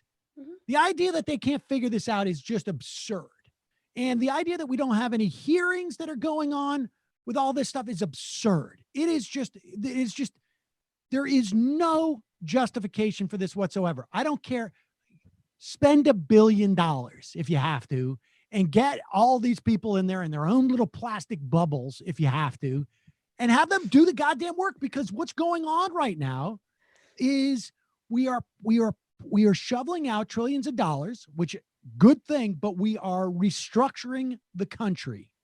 And the idea that we don't have elected representatives who are there to articulate this and debate it and express it to the American public is reprehensible. Meanwhile, Mitch McConnell, he's going around and he's just shoving people into the judiciary to the point where now there is a complaint that has been forwarded to the Supreme Court that McConnell, in attempting to get his one of his, I don't know, his little prodigal son, one of his judges in Kentucky, and I don't know what's going on with that, onto the federal branch, that he was going around calling Republican appointed judges and saying, hey, maybe it's time for you to retire so I can get somebody younger in there and my buddy. I mean, he's just like, he just keeps going. Like everybody's like, he's not that smart. He's not that smart. Okay, well then do something. Well, this is the ultimate thing, Sam. It's like the Republicans, and I think the Democrats too, some Democrats see this as an opportunity. Darkness is a wonderful opportunity, not just a crisis, not just disaster capitalism. This is a wonderful opportunity for them to push through whatever agenda that they haven't been able to get through because the public eye hasn't been on it. But the case about Congress is that is oversight. We're allocating all this money. How many investigative reporters in the last few weeks have been, very smart in following that money, but there's no vehicle to release that research there's Congress. This money is going to like Joe Schmo, McConnell consultant friend, or, the vendor in Florida who it's outrageous that we have absolutely no sense of where the money is going. the little funds that are being dispersed, because I actually don't think it's enough money. I don't even think it's nearly close to as much money as it should be. But we have no sense and what the states are doing. There's no oversight, no transparency right now. And there's no central body saying like, look, we've got 1.5 million people unemployed, at least in Florida, and only 300,000 of them are getting unemployment insurance. Right. I mean, this is insane. Here's Kellyanne Conway talking about why the top medical expert in our government, who is, for all we know, the only thing standing between us and just sort of like broad swaths of the population dying, why he can't testify in front of Congress. Remember, this is a guy who shows up every day for like 4 hours to watch Donald Trump's crap show that he puts on. Here's Kellyanne Conway. So I understand the House made it clear last week they would like to see Anthony Fauci. The White House said, no, you're not going to do that.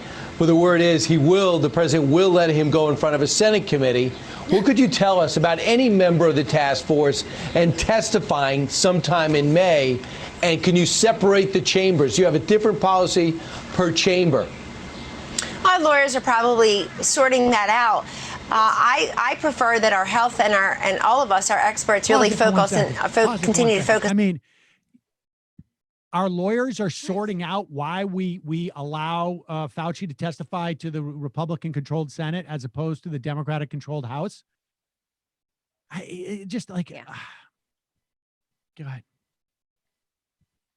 Really focus and continue to focus on this pandemic, which you've been doing for 2 straight months at the White House, rather than. But they say they are by getting the latest from the task force. Sure, well, that's okay. And listen, if the president has no problem with that, there's no executive privilege attached to that based on the task force conversations, then I'll leave that to the lawyers and to the different testifiers. I think it would shed a great deal of light. I just hope that the people who are asking the questions are asking intelligent, rational questions that are actually relevant to the American health, because we've seen what they do before. For example, they say stupid things like, this is a job interview. This is a job interview for a lifetime appointment about Brett Kavanaugh. Let's believe all women, or at least those 3 women, most of who then retracted or didn't have corroborating evidence. So let's make sure that they don't, that they make good use of the question time of Dr. Fauci and other members of this task force, and they're not doing the usual fishing expedition, because we had 2 years of collusion nonsense. Then we tried to impeach a president, remove him from office. Kellyanne, None of that worked. Just to be clear, it better be about health.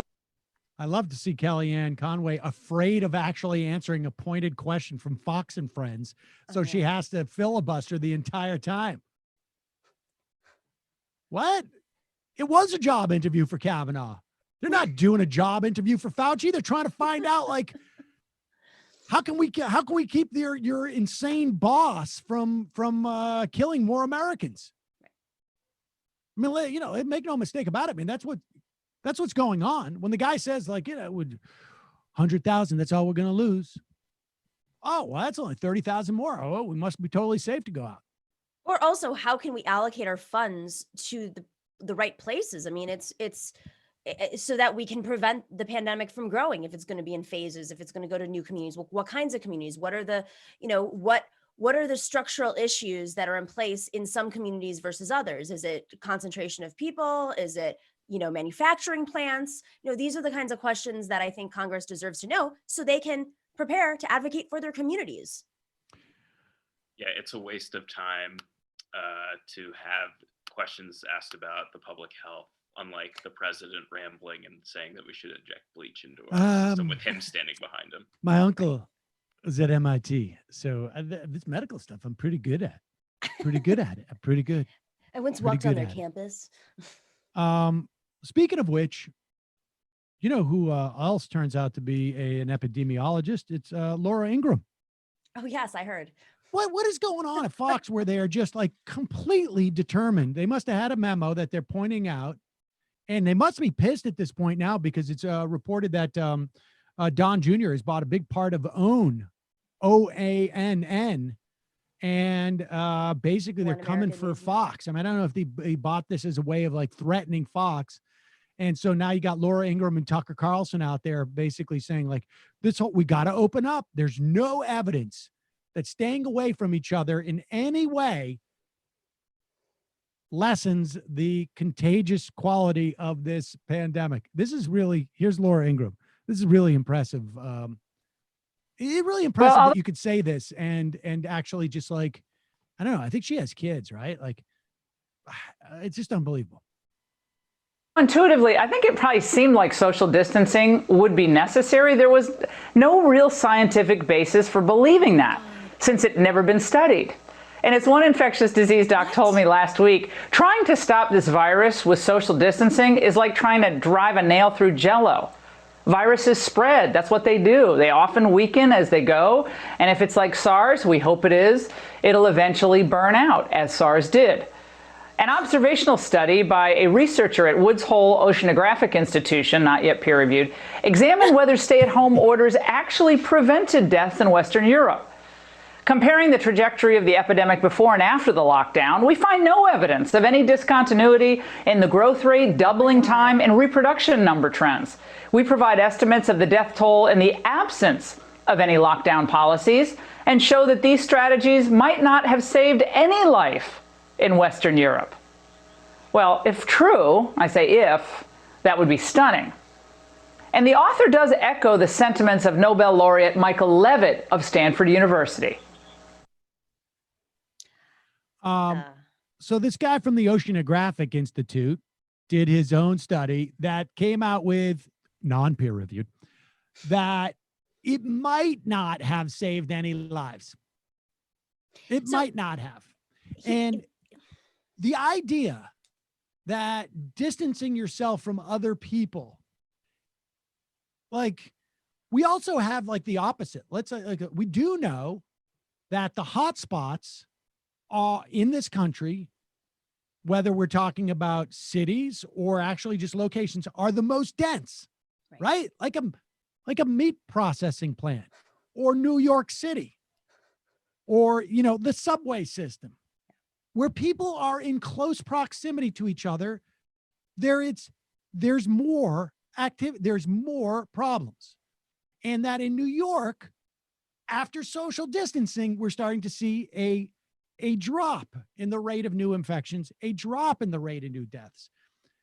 Now, there's not been a study of that, as far as I know, but it's quite clear what's happening. Sam, and you know what? If she is so confident with this, go into work. Yeah. Take your kid to school, Laura. Like, prove us all wrong. It's unbelievable. It's unbelievable. I think we have to like pull back the curtain a little bit, because this is clearly not about truth. You know, they've gone past the phase of acknowledging that the pandemic existed. You know, they suspended Kennedy, and they suspended, I forgot who the other person was. They got rid of what's her name, Trish Regan, because they were in denial over the pandemic. But now we're at the point they where also unjustly got rid of Diamond and Silk. Oh, yes, we're on to something with this whole 5G thing. But and they were just on Fox Nation. They weren't even on the big channel. But ultimately, I think the issue that they're facing is advertising revenue. Advertising revenue is down everywhere. And so I don't even think this is coming down to politics and winning certain, you know, in a sense is winning certain states over, because if you can pressure, you know, if the right wing can pressure their lawmakers to open up their state, that's good for business and that's good for advertising. I think fundamentally this is now a business decision, because there's no way you let that kind of conversation on air at this point. Certainly it is being pushed by business. I guess maybe their perspective is this, because from my perspective, it's like, okay, you're going to push everybody out the door and they're all going to go back to the stores. They're all not going to, because the vast majority of Americans are like, this doesn't make any sense. Yeah. Like, why would I go back out to the store right now? I'm not going to do that. But what you're going to do is you're going to, these right wingers are not going to have to pay out their unemployment insurance.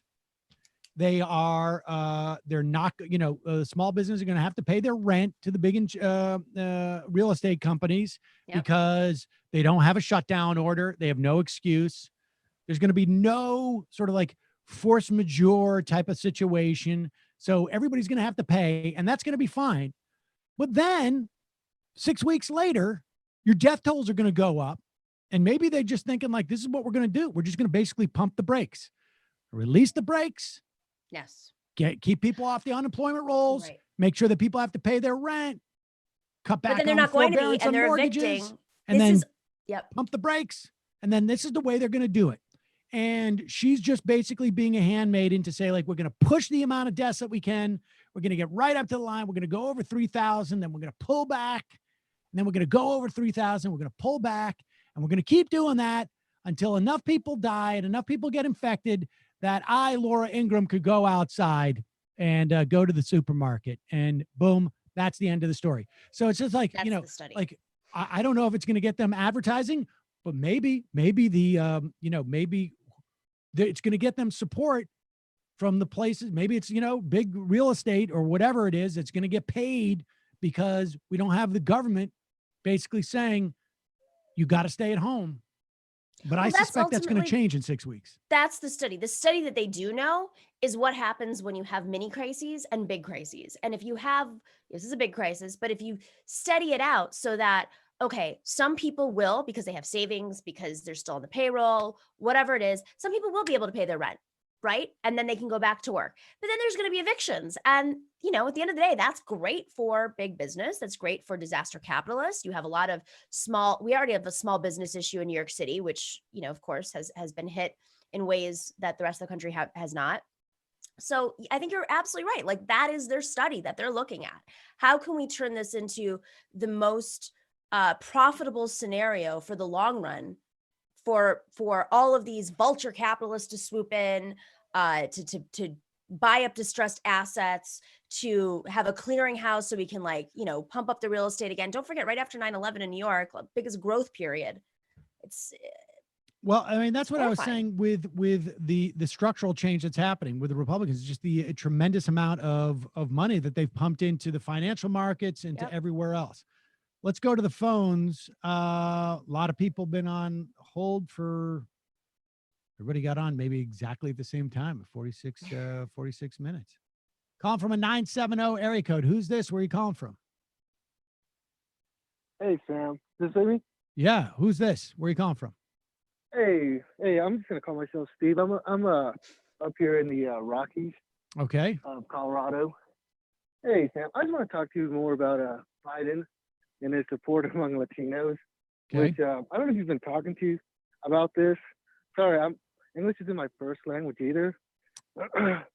So, Well, I'm kind of nervous. well, you sound I said pretty English good. isn't my first- Your English sounds pretty good to me. Oh, thanks. But said I work around the whole rock. Sorry, say again.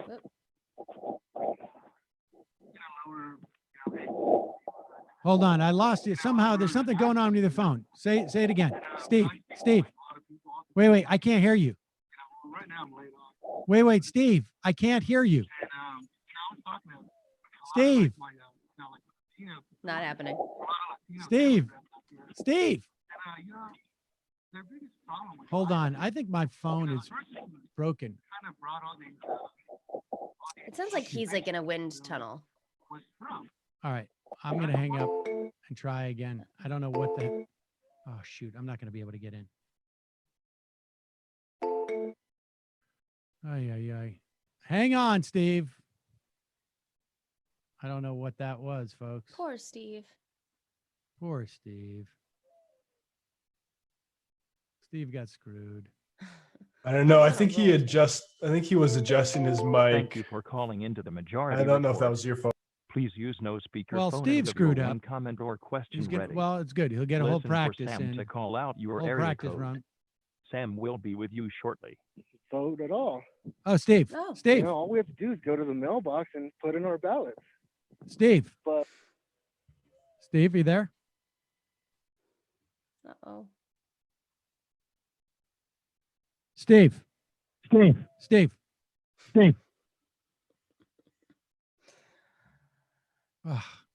Call back, Steve. Sorry.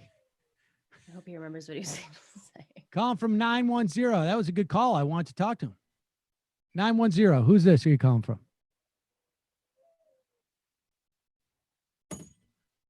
910. 910. Shoot. Technical. Call from 847. Uh-oh. I don't know what's going on now. So while you're figuring this out, I have a question for you. Yeah. This polling about how many people, think that they should, that we should still keep the stay-at-home orders and that it's okay to go to the grocery store. I mean, the majority of Americans seem to be on the reasonable side. With that being said, how many people do you think that but are not actually ready to practice that? I mean, I even recognize it just in my own home. Like I'm a little bit looser with I mean, it's at home. I'm just like not cleaning the surfaces as much as I was before. I think people are there's something wrong with the phone server. I can't get in. I think people are hitting a wall. Yeah. And fatigue, right? And I think people may be a little bit more sloppy, but I think people are going to go out, they're going to wear masks. And for the most part, I think, a certain percentage. I think there's also just a certain percentage of people who, well, you saw that picture of the West Village, in New York the other day. It was like the first sunny day. And I understand everybody's been cooped up and a lot of people don't have, maybe they're going outside. I don't think is that, I think going outside is out masks. This What's photo, Right. There's this photo where, there were swarms of people this is in New York, right? So clearly everybody knows what the rules have been. And they went out without masks and they were having, throwing Frisbees. And it's not just like there were a lot of people out. It was that they stayed out, that they ended up squishing up against each other in these little parks without masks on. And that was what, there was a bunch of memes that were created as a result, blaming white people. But then again, this is a very wealthy area. I think it's going to take another surge before people sort of like realize like, oh, this is not a joke. Right. We can't do it. Let me try and call in this way.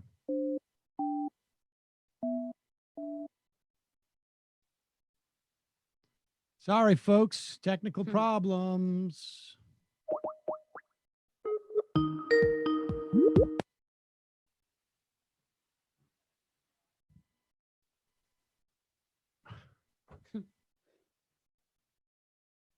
This is pretty infuriating. I'm sorry, folks. I don't know why we're not hearing anything.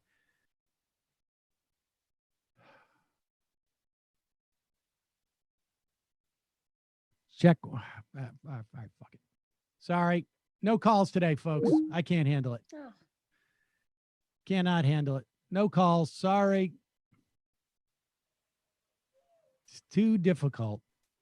Tech stuff gets really annoying, really old quickly. We're going to do the old school. We're going to do tweets. Yeah, we're going to do IMs. I don't know what's wrong. All right, let's go to this Matt Gaetz and Tucker Carlson.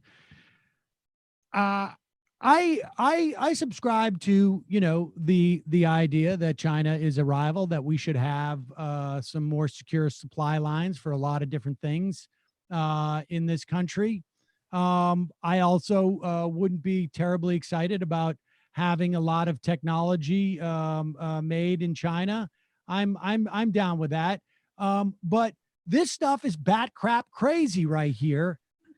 Here's Tucker Carlson with Matt Gaetz. You remember Matt Gaetz, so credible that he was wearing a gas mask to make fun of the fact that coronavirus was coming. Oh, everybody's afraid of it. Let's watch these two morons. Well, instead of breaking our dependence on China, the coronavirus paradoxically has increased it in many places. Dozens of American cities and states are using Chinese drones manufactured by DJI, a Chinese company, to monitor citizens for social distancing. There's a massive problem with this. As Congressman Matt Gaetz of Florida says, he is pressuring the Justice Department to investigate and potentially halt the use of these drones. Congressman Gaetz joins us tonight. Congressman, thanks a lot for coming on. So why, apart from the civil liberties concerns, which are important, I would argue, but why are these drones dangerous? China is massively expanding a Trojan horse spying operation in our country, and your local police department may be unknowingly helping them. The United States Army, the Department of Interior, they banned their use of these DJI drones, citing vulnerability and potential value for other countries.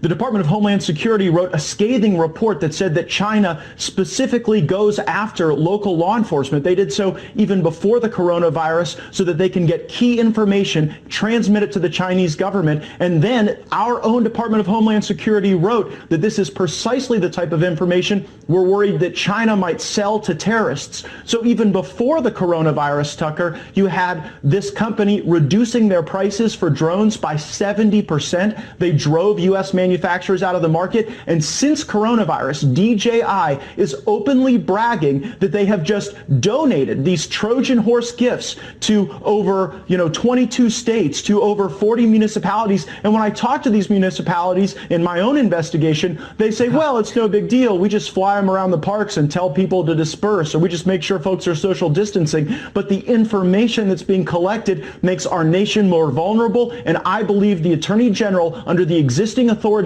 he has under the cybersecurity laws, should immediately ground the entire fleet of DJI drones used by U.S. law enforcement. We should not be spied on by our own government in giving the information then to a foreign government that's hostile. Man, I hope you stay up late every night until you get that done. I mean, that's something that could be done, as you just described it, very quickly, and that needs to be done. Congressman, thank you. Stroke of a pen. For your vigilance on that. Amen. Gosh. Thank God. It's okay that the cops can spy on us. That's not the problem. The problem is the Chinese have a backdoor into this information to see who's social distancing and not. And then they're going to take this information. Like, first of all this stuff is available on Google Earth, right? Yes, like the Chinese have the satellites. They can see if they're really going to sell the information to terrorists, right? That's the story. They're going to sell the information to terrorists. This is where people are actually not social distancing. So for your terrorist attack, because China, they're big into selling stuff to terrorists who are going to attack the United States. They don't want to talk about, hey, like it could be a problem that we're giving all this surveillance technology to police departments. Maybe we shouldn't do that. How about let's not worry that the Chinese are going to get the information? Or how about this? How about let's also not worry that the police departments or the makers of any of these drones aren't going to sell it to hedge funds so they know where the best place to put them all is. Right. I mean, all of this technology, all of this is all available on our phones. Every app you have, except for the Majority Report app, every app you have, except for the Majority Report app, which is available at majorityapp.com, has what is known as an SDK in it. I don't know what that stands for, but it basically collects data on where you are at any given point. Right. And so when you see all of these like studies that are done, like, how do we know that people are loosening in their social distancing? Well, we can tell how far people are driving every day and how far they're taking the buses or how far they're doing this because of their phones. Right. They've actually installed these to monitor people. The government. I mean, they've passed it. Well, this is the frustrating part about this. Clearly, there's some sort of hidden agenda here, other than just criticizing China at a convenient moment where that is now the enemy of. I think that's what it is. But with that being said, there's a ton. I don't know why that would be the drone would be that like. They're Maybe just it's looking for anything. Tomorrow night it'll be something different. It'll be cookies that they're selling. Right. They're selling us cookies that have like some type of brain chemicals that are, going to turn us all speaking Chinese or something. You could rephrase it as an upstart sort of tech company has found a way to infiltrate a police state and get direct access to a whole bunch of information on its activities. Like, I mean, if China is spying on our police departments, just publish information, folks. That's all I have to say. Well, but that's the thing. They're not, to the extent that they're getting any information from these things, it's just data they're going to monetize by, selling it to a hedge fund. They're not going to sell the stuff to terrorists. Why? And, China doesn't need to do that if they want to help terrorists attack us. And if they want their money, there's a lot better ways for them to do it. It's just the dumbest critique. Well, you had to take in two hot button issues. Obviously, it's not. Well, and if terrorists want the information, they're not going to China. There are places they can go. It's not China. Also, all of these apps. Israeli-owned apps. Let's just go through the list. Saudi Arabia-owned apps. And technology. It's all of it is information that is now being held by other governments. I'm waiting for real congressional hearings about that. There's plenty of legislation. Ro Khanna has been great about this. There are plenty of lawmakers who have been actively pushing for some sort of oversight, but they're constantly trying to keep up with technology. If you want to have that conversation, have that conversation. But Matt, or whatever his name is, Gates is not the guy to do it. He's somebody who has pushed for immigrants to be pushed out of the country during the pandemic. What it is, it's also sort of like it's a freebie, right? It's like we can do this without really in any way offending the major powers that have the real stake in our investments in China and our, private investment in China. Like, I'm not going to step on the toes of the NBA and this and that. That's what this is about. How do we demonize China without it in any way of stepping on the toes of some of the real players who are really dictating what our relationship with China is? Right. That's what this is about more than anything else.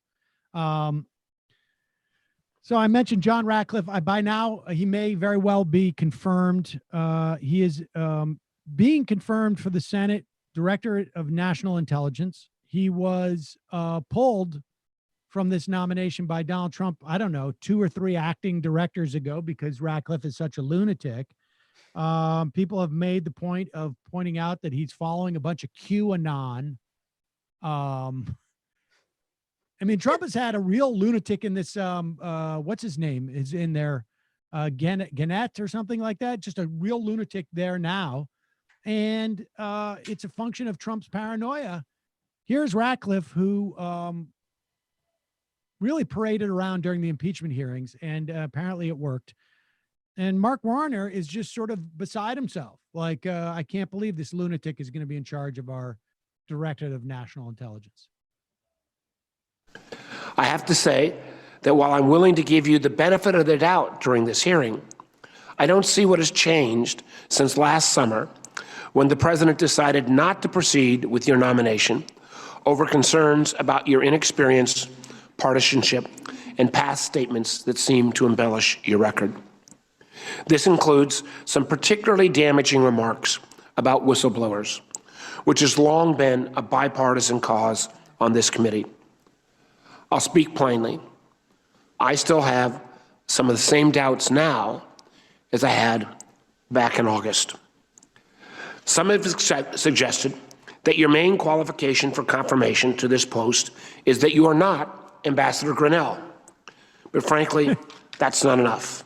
Before we put the Senate's stamp of approval and confirm a nominee to this critical position, senators must demand the qualities that the Senate specified when it passed the law creating the ODNI after 9/11, legislation which my colleagues, like Senator Collins, helped author.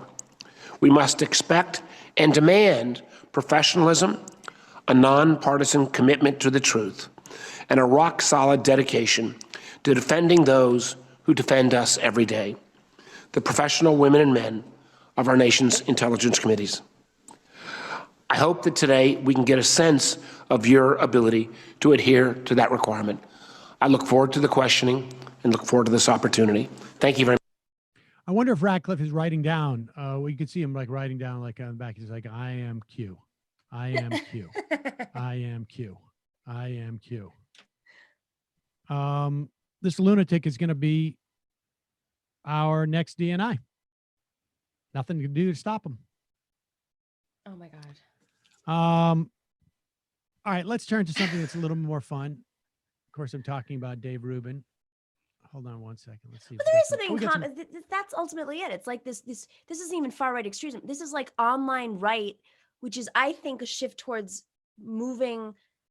taking advantage of a generation that is extremely online. I think that is like the strategy of the Republican Party, who I think is heavily influenced by Steve Bannon still. That he is thinking, how do we solidify? McConnell's thinking judges for generations to come. He's thinking, how do we build a movement with the next generation, which we solidly do not have at this point? Oh, well, we put QAnon in charge of. I mean, that, Bannon was the one who basically midwifed Gamergate. Yeah. With the help of what's his name, who I can't even remember anymore. I mean, these guys are such disposable cogs that go through. What was the name of that guy? The most dangerous fag in America. Is that the way he sold himself? The British guy? Milo Yiannopoulos. Milo Yiannopoulos. Milo, yes, right. yes. I once fought with us. Just it's real fun getting threats from the Milo universe when he writes a blog about you. Indeed. Shelley, if we have two pussy grabbers to choose from, I pick the one who is not a malignant narcissist grifter who will pick RBG's replacement. Right. Good choice. I mean, okay. Can I just push back on that a little bit? Yeah. I hear what people are saying. Yes, it comes down to one Supreme Court nominee. Of course, that's always what the issue is. But it doesn't mean we stay silent in the process. If we know very well that the majority of Democrats, who are always the ones who are having these ethical conversations about, or more moral conversations about the party and like who's the best choice, is it corrupt? Is it a corrupt Democrat? Is it a sexist Democrat? Is it a groper Democrat? Oh, well, ultimately it comes down to the Supreme Court. That's very true. Let's stop having that conversation. We all agree with that. Let's talk about the 2% of voters that might be influenced by something. And what are they influenced by? Because I think that is the strategy that the Biden campaign is thinking about right now. We don't really have a clear definition of who that 2% of voters are and what they vote on. I think that's fair. I mean, to be fair to the commenter, I don't think that I think they're just saying that on November 3rd or 4th or whatever day it is, and I go in, I got to pull a lever. That's what I'm going to do. But I will also say this. I do not believe that there is a significant amount of people who and by significant, I mean, I believe 5,000 or 6,000 people in the right state are significant. Yeah. I do not believe there's a significant amount of people who will vote against Joe Biden because of this. By not vote against. Yeah. Who will hesitate, who will not ultimately vote for Joe Biden. They may, who will abstain from voting because of this. I just don't think that. I hear you. I think the set of people who care about this issue, by nature of caring about this issue, will vote against Donald Trump. Sure. With that being said, I think this is a drip situation. It's subliminal. It's not necessarily like it registers with them that, oh, I need to vote. I care about these issues, because I think you're right. I think what they're thinking about is this is now going to become, from my perspective, this is going to become a hypocrisy. One of the many issues that Donald Trump can pull out of the bag of Democrats are hypocrites. Democrats say they're for working people. Well, what about these trade issues? Democrats say they're for this, say that they're anti-corruption. Well, what about Hunter Biden? Democrats say that they're good with women. Boom. I think the anti-corruption is the most difficult. I think, yes, it's one more log on the fire, but I think it's the least potent log, frankly, in terms of what Donald Trump wants. And I think like the corruption stuff is far more salient. Yeah. I don't know that it's any more legitimate or not. I'm not talking about that, but I think certainly Biden is susceptible to it. It's just that, there was an interesting piece the other day. It was just like where the campaign is worried that they can't make Joe Biden as hated as Hillary Clinton. And I think to a large extent, they're not going to be able to do that. They also, though, have the benefit of a tremendous amount of more money than they had last time. And they also have the benefit of the incumbency. And they also have the benefit of a lot of other things that can chip away in tiny pieces. Mm-hmm. And so maybe you need to be not just less hated than Hillary Clinton, but significantly less hated than Hillary Clinton. I don't know. But yes, I think to the extent that it has any implications, it's going to be one more sort of like straw on the camel's back.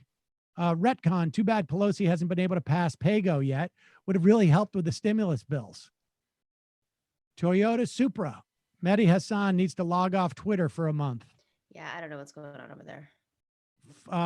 Kevin M. Fuck Orange County. Lewis, Biden VP picks. Condoleezza Rice, Michelle Obama, Jill Biden. Do you have any ideas on who it's going to be? I think that he's going to be forced to pick a woman. And I think, Well, he's again, definitely going like, to pick a woman. well, He said it. I know he said it. I'm saying, like, there could have been a lot of things. We have a long way away, right? I think that this is where these women's groups have to exercise their power. This is my monologue for this week's show is, okay, fine. He's the nominee. So push him to do things that have been put on the back burner. I mean, if you've got a freaking rapist running now, then make sure. Leverage it. Yeah, leverage it. He needs us. He needs to look good. He can't have a bunch of women getting I mean, it doesn't mean that they're not going to turn out, but they're going to be annoyed. Right. And that does trickle in. We don't live in a world where news is trickle down anymore. It's trickle up. And that is ultimately the issue that they don't understand. They're so disconnected from activists. They're so I mean, in a way they are and in a way they're not, because they have these like trickle up echo chambers that like try to prevent, push out their propaganda to fight with us online. But at the end of the day, it still gets out. These stories still blow up. Tara Reid's story was a local story. She's been pushing it out for over a year. Then it took Katie Halper to really bring it to another level. And then it slowly trickled up. And now it's his number one issue right now that he's facing. With that being said, these groups better get their act together, because if you're not standing up right now, when do you stand up? Well, now is the time where you basically use the leverage. I mean, because I mean, and Rebecca Tracey had her piece about this, where you're going to force a lot of progressive women to go and shill for him and use their reputations and put it on the line for him without knowing if there's any more of these things. Yes. And these women's groups provide the same sort of cover for him. Well, exact the price for it. That's the bottom line. This is my monologue this week. I mean, the least they could do, I mean, I read all of their statements. I'm very proud of Matriarch, being on the board. We had a long conversation. We were the only organization as of last week when reporters called all the women's groups to issue a comment. And it wasn't like he should step down. It was that, he has a duty to women. You could see the statement online. But since then, many organizations have stepped up, but they've commended him for how he handled it. No, the least they could do is say, hey, Joe, that committee, that 4-person committee that's deciding who the vice presidential candidate is going to be for you? Maybe, just maybe, make it all women. Maybe get one women's group, representative or a union leader. But here's the big one. Why is Chris Dodd on that committee? Exactly. They're not even trying. They're so disconnected. When something like that happens, I'm like, you have no effing clue about how your actions are perceived. No, they're clueless, completely clueless. I mean, it's Google waitress sandwich, Chris Dodd. You'll know what I'm talking about. Yeah.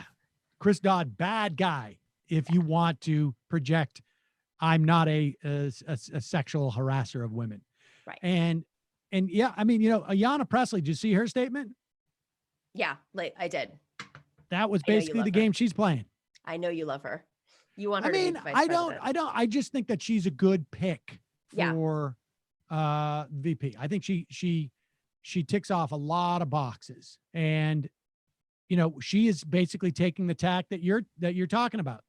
I'm giving you a conditioned endorsement, essentially, conditioned support. You need to do more, but you will get there. I mean, that's right. That's the one. That's that to me, in terms of like politics, is the sweet spot. That's it.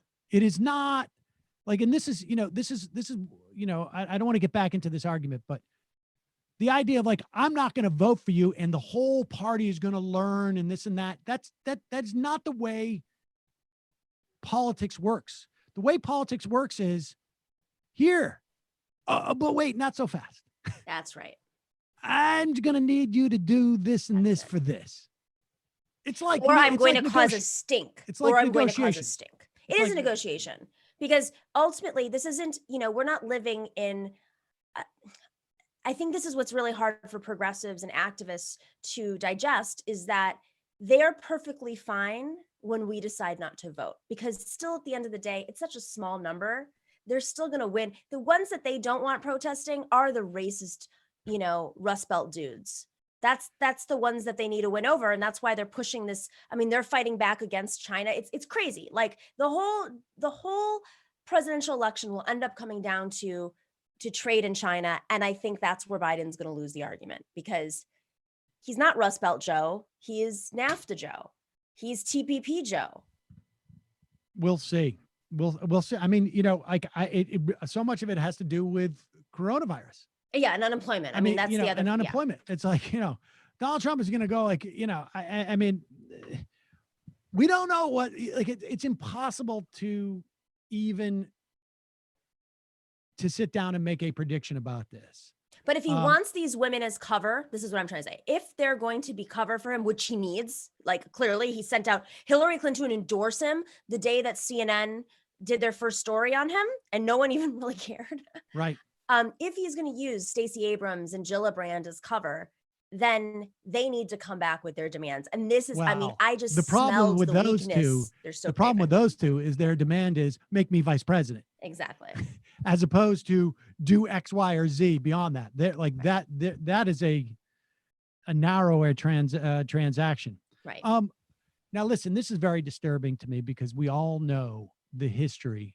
Or maybe some people don't know the history of Kristallnacht, which was as Nazi Germany was beginning to impose laws that would systematically deny Jews in Germany at first of their rights as citizens and whatnot. The Nazis as a party basically gave the word, sort of like, I guess you could say, NGOs to go out and smash Jewish stores. Night of Broken Glass, Kristallnacht. And one of the features there was, of course, book burnings, where they would burn the books of Jews. And I am sad to say that apparently that type of behavior continues in the form of non-5-star reviews on Amazon. Yes, ladies and gentlemen, we reported the other day that people were giving Dave Rubin's book substandard reviews because the book was so bad. And apparently, Dave Rubin, this is clip number 10. Oh my God. Dave Rubin tweeted out that he was horrified at what was happening. We also know that, are you there, Brendan? Can you put that up? We also know that, yeah, here it is. Somebody wrote to him on Twitter, they're going after you on the iTunes store also, but I got a copy and left you all stars. Nice work. Dave Rubin wrote, they are literally doing modern book burning. The whole point of the book, which is don't burn this book. And then he wrote, fortunately, if you can put your mind to it, you can accomplish anything. I don't know what that is, but there's Dave Rubin, author, not knowing what the word literally means. A literal book burning would be when you you take a book and burn it. And if you took many books and burned it, that would be a literal book burning.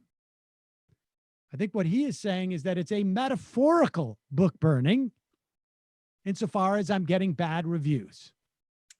So there it is. You're denying him. You are literally burning books if you say that his book is not worthy of anything less than a 5-star review. And in fact, Amazon apparently has had to shut its comments down. Oh my God. Because here it is. Amazon has noticed unusual reviewing activity on this product. Due to this activity, we have limited this product to verified purchase reviews. Now, you know what's going to happen now, Naomi King. You know what's going to happen? People are going to buy the book, get the verified purchase, make a bad review, and then just return the book. As soon as it shows up in its box, they're going to already print out the label, slap it on, send it back. So you don't have to, I didn't know this about Amazon because I don't buy my books there. You don't have to do a review. You don't have to purchase it on Amazon. No. I thought that was conditional. Huh. I don't I don't know for sure, but that's my guess when they say verified purchase. So They specify between the two. oh, they do? Ver- Okay. Yeah. Well, so then you're going to get, I mean, Matt, am I right or am I wrong about this? You're going to get a lot of people who are going to buy the physical book just to become a verified purchaser, and they're just going to return it after they leave that review. Well, then he might hit number one. What I recommend somebody do who's really clever is to create a website. If the website's not already created with the title of his book, and then just trash the book on the website and have like a list of 25 Amazon reviews in which the book is trashed, because I'm sure that'll really get under his skin. So There's also Goodreads too, if we want. Oh, good. Yeah. Is there bad reads? Because I heard it said the top of the chart on that one. Literally on the top of the chart. As in, it's not at the top of the chart. God, these people, it gets under their skin. I mean, for such haters, they get so testy about the silliest things. Well, this is the entire conservative movement. Yeah. It is simply about a grievance. The grievance culture. It's a book burning that they are actually giving me bad reviews. Here is Dave Rubin. This guy has no opportunity to get the word out. He is completely hidden on the web. You have to do like, to get to Dave Rubin's site, you have to do like HTTPS, // all the secret code that's involved in this. You need to go through certain like specific portals like www, and then you have to hit a dot. He is in the dark web. And here he is somehow found his way onto his boss's show, Glenn Beck. Here is Dave Rubin on The Blaze, member of The Blaze on The Blaze. You are losing the entry level businesses. You're losing the entrepreneurs. You're losing the ability to get back up off of your feet, and it's all being caused not by some natural disaster, but because people are telling you what to do. So this isn't my fault that we're going out of business. This is the government's fault that I'm going out of business. This is China's fault that we're going through any of this. And by the way, a little risk is part of life. That's actually part of the human experience. And that, again, that's not to say you just do everything willy-nilly and get out there and cough on people and, run into old age homes and all that. But a little risk is exactly what made America great. And so in many ways, this whole thing is counter to the American experience. You are such a dangerous individual for even saying that, Dave. I mean, we are violating all of the Bill of Rights. Oh. Go. Don't tell, show. I want to see Dave Rubin go out and go amongst the people and show. Glenn Beck, go out there. You're in Texas. It's opened up. Do remotes. Give a speech. You can do this remote. Live show. Do it. You can do it all remotes. Go to the mall. Go amongst the people. Don't wear your mask. Take a little risk. Show your fellow Americans that you understand what the true American spirit is.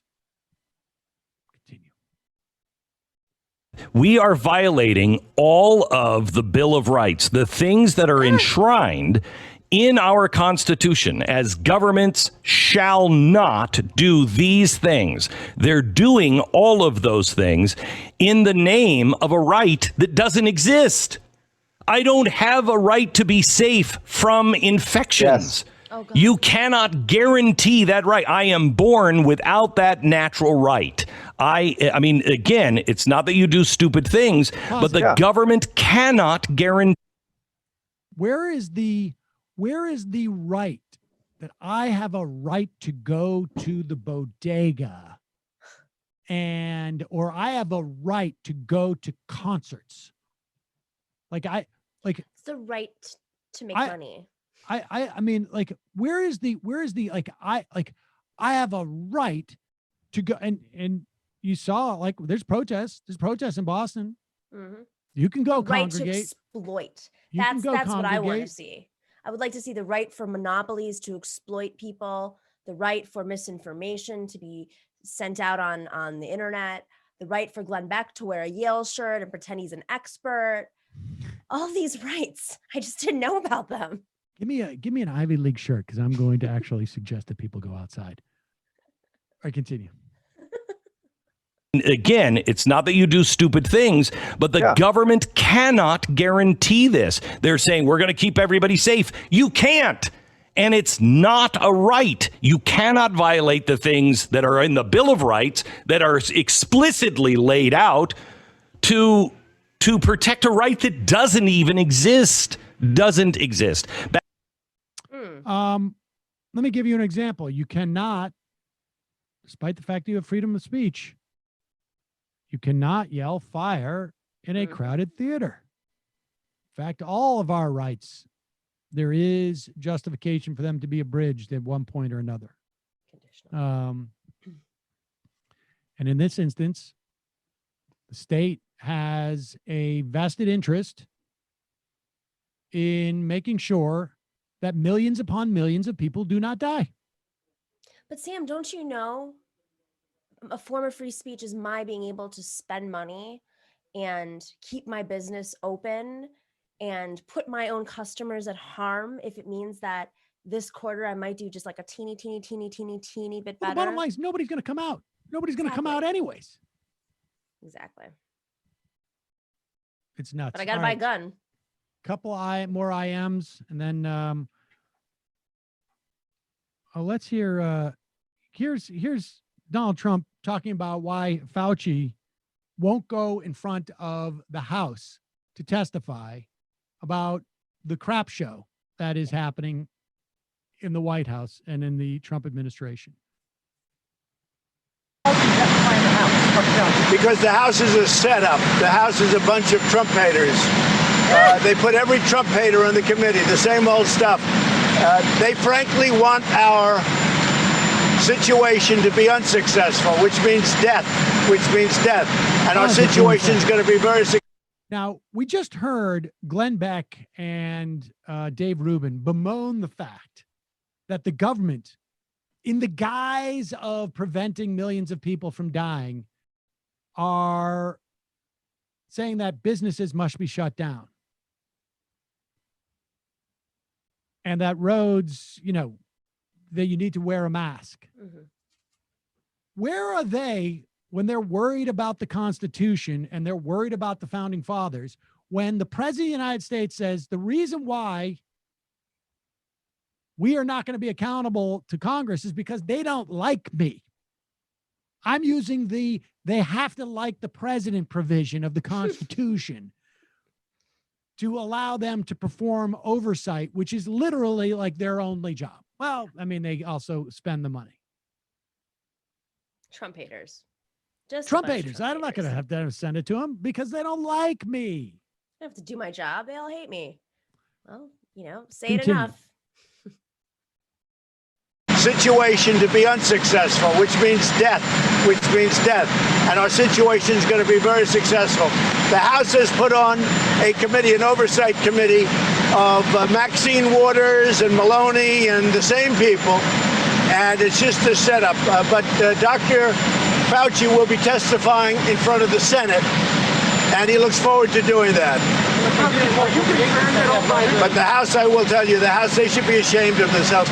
And frankly, the Democrats should be ashamed because they don't want us to succeed. They want us to fail so they can win an election, which they're not going to win.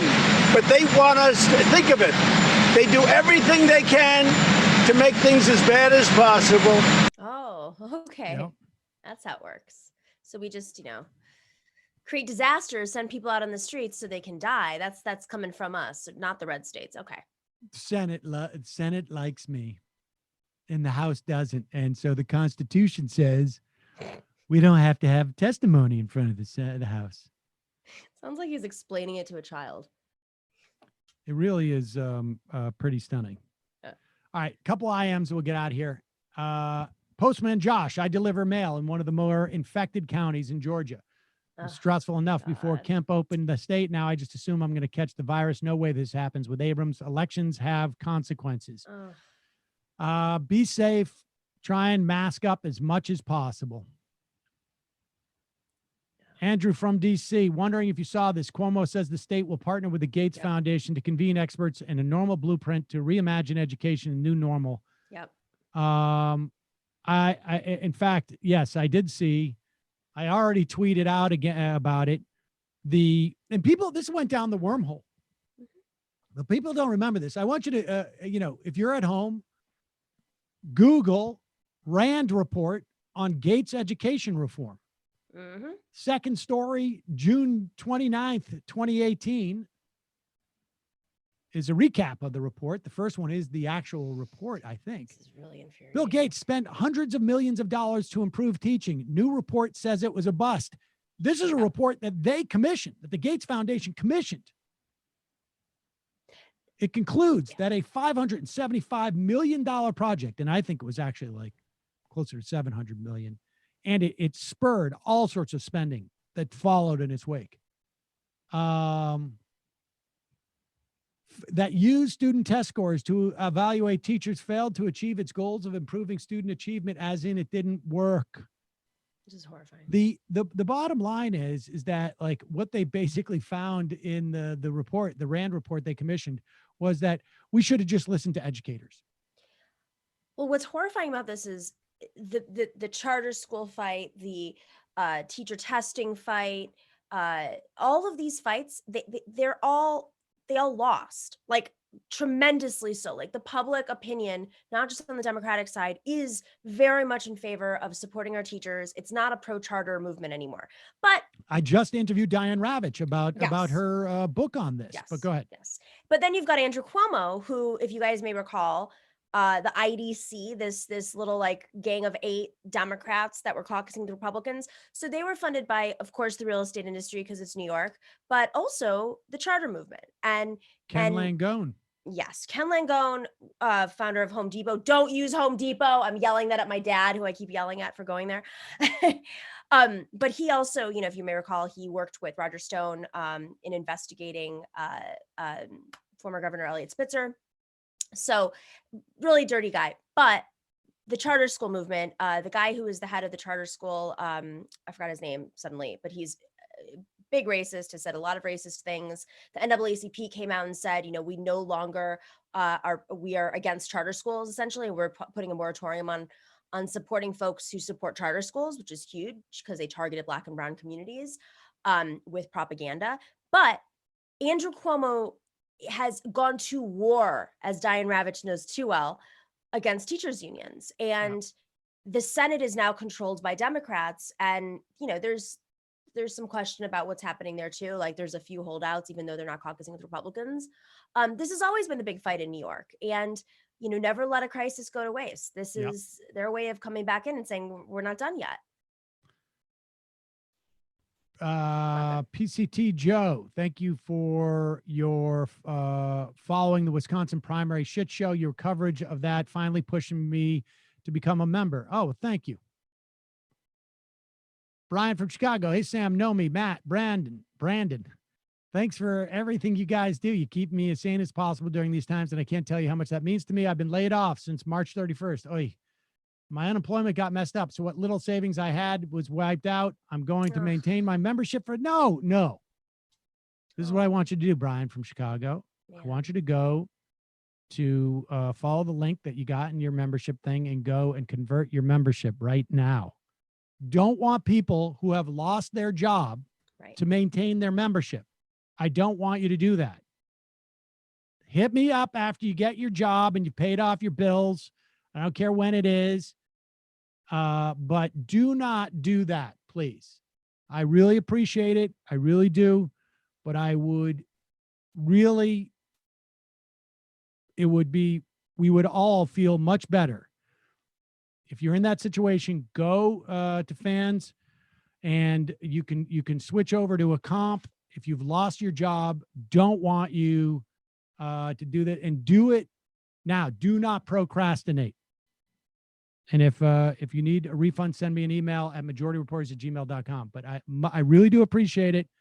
But get out ahead of this.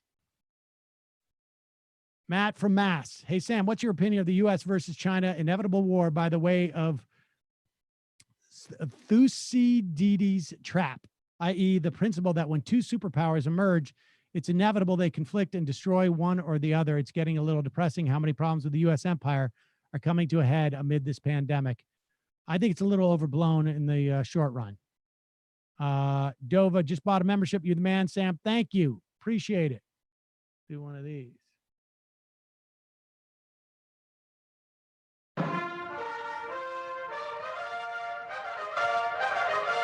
Cat loving Kami. Hello, Sam. Hello, Nomaki. Can I please get a shofar for my cats, Bindi and Squirrel, who turned 4 years on May Day? Well, you know what? I also have another shofar due.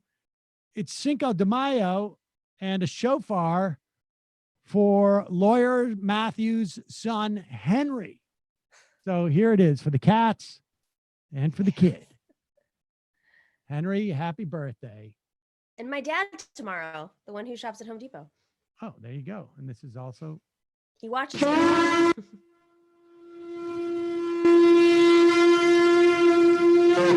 Also want to point out that Tucker Carlson's bridging of the political horseshoe is eerily reminiscent of fascist WW2 rhetoric. Maybe we'd best ramp up community defense. Love and solidarity, guys. Okay, 5 more. A Square. Sam, future in-depth discussion with Nomiki, the entire MR crew. We have to accept the Dems are not interested in power. Many opportunities to exert this during the crisis and truly help people have been squandered. Was a twofer because it would help demo what competent, effective government can do. So what strategies do we create? New coalitions to wrestle power to progressives? How do we do without a Bernie type figure? And how do we do without a PMC working class coalition? Or can we do without one? I'm of the mind that we cannot do without one, but that is for another day. Good idea. Wild card. There's no connection terrorism in China. They will try and sell THR long links from the PRC in Iran. A terrorist nation sounds a lot like weapons of mass destruction in Iraq. We need to be very concerned with these war drums. Indeed. Winnipeg Craig, as a reminder of how bad the international fight right is for Canadian provinces have already done partial reopening of the economy as of yesterday. Manitoba, the conservative premier, is sending cash to people over 65 who are up to date on their taxes, most of whom are retired and not facing additional living expenses, but is criticizing the federal government for supposedly incentivizing people to be lazy through emergency quarantine home funding. Hey, Colorado guy, Biden versus Trump comes down to this. Do you want an inept and infirm incrementalist or a cruel and capricious child cager? I will vote for Biden if he's at risk of losing in Colorado. Otherwise, I'm writing in Bernie. Much love, everyone. Call your state's reps to support HR 6515, the rent and mortgage cancellation bill. Yep. Rube Davin, without a vaccine, saying our plan is herd immunity is the same as saying let the virus run its course. Not exactly. The only thing that you're trying to do is keep underneath the curve that would overrun our medical system. But yes. And the final IM of the day.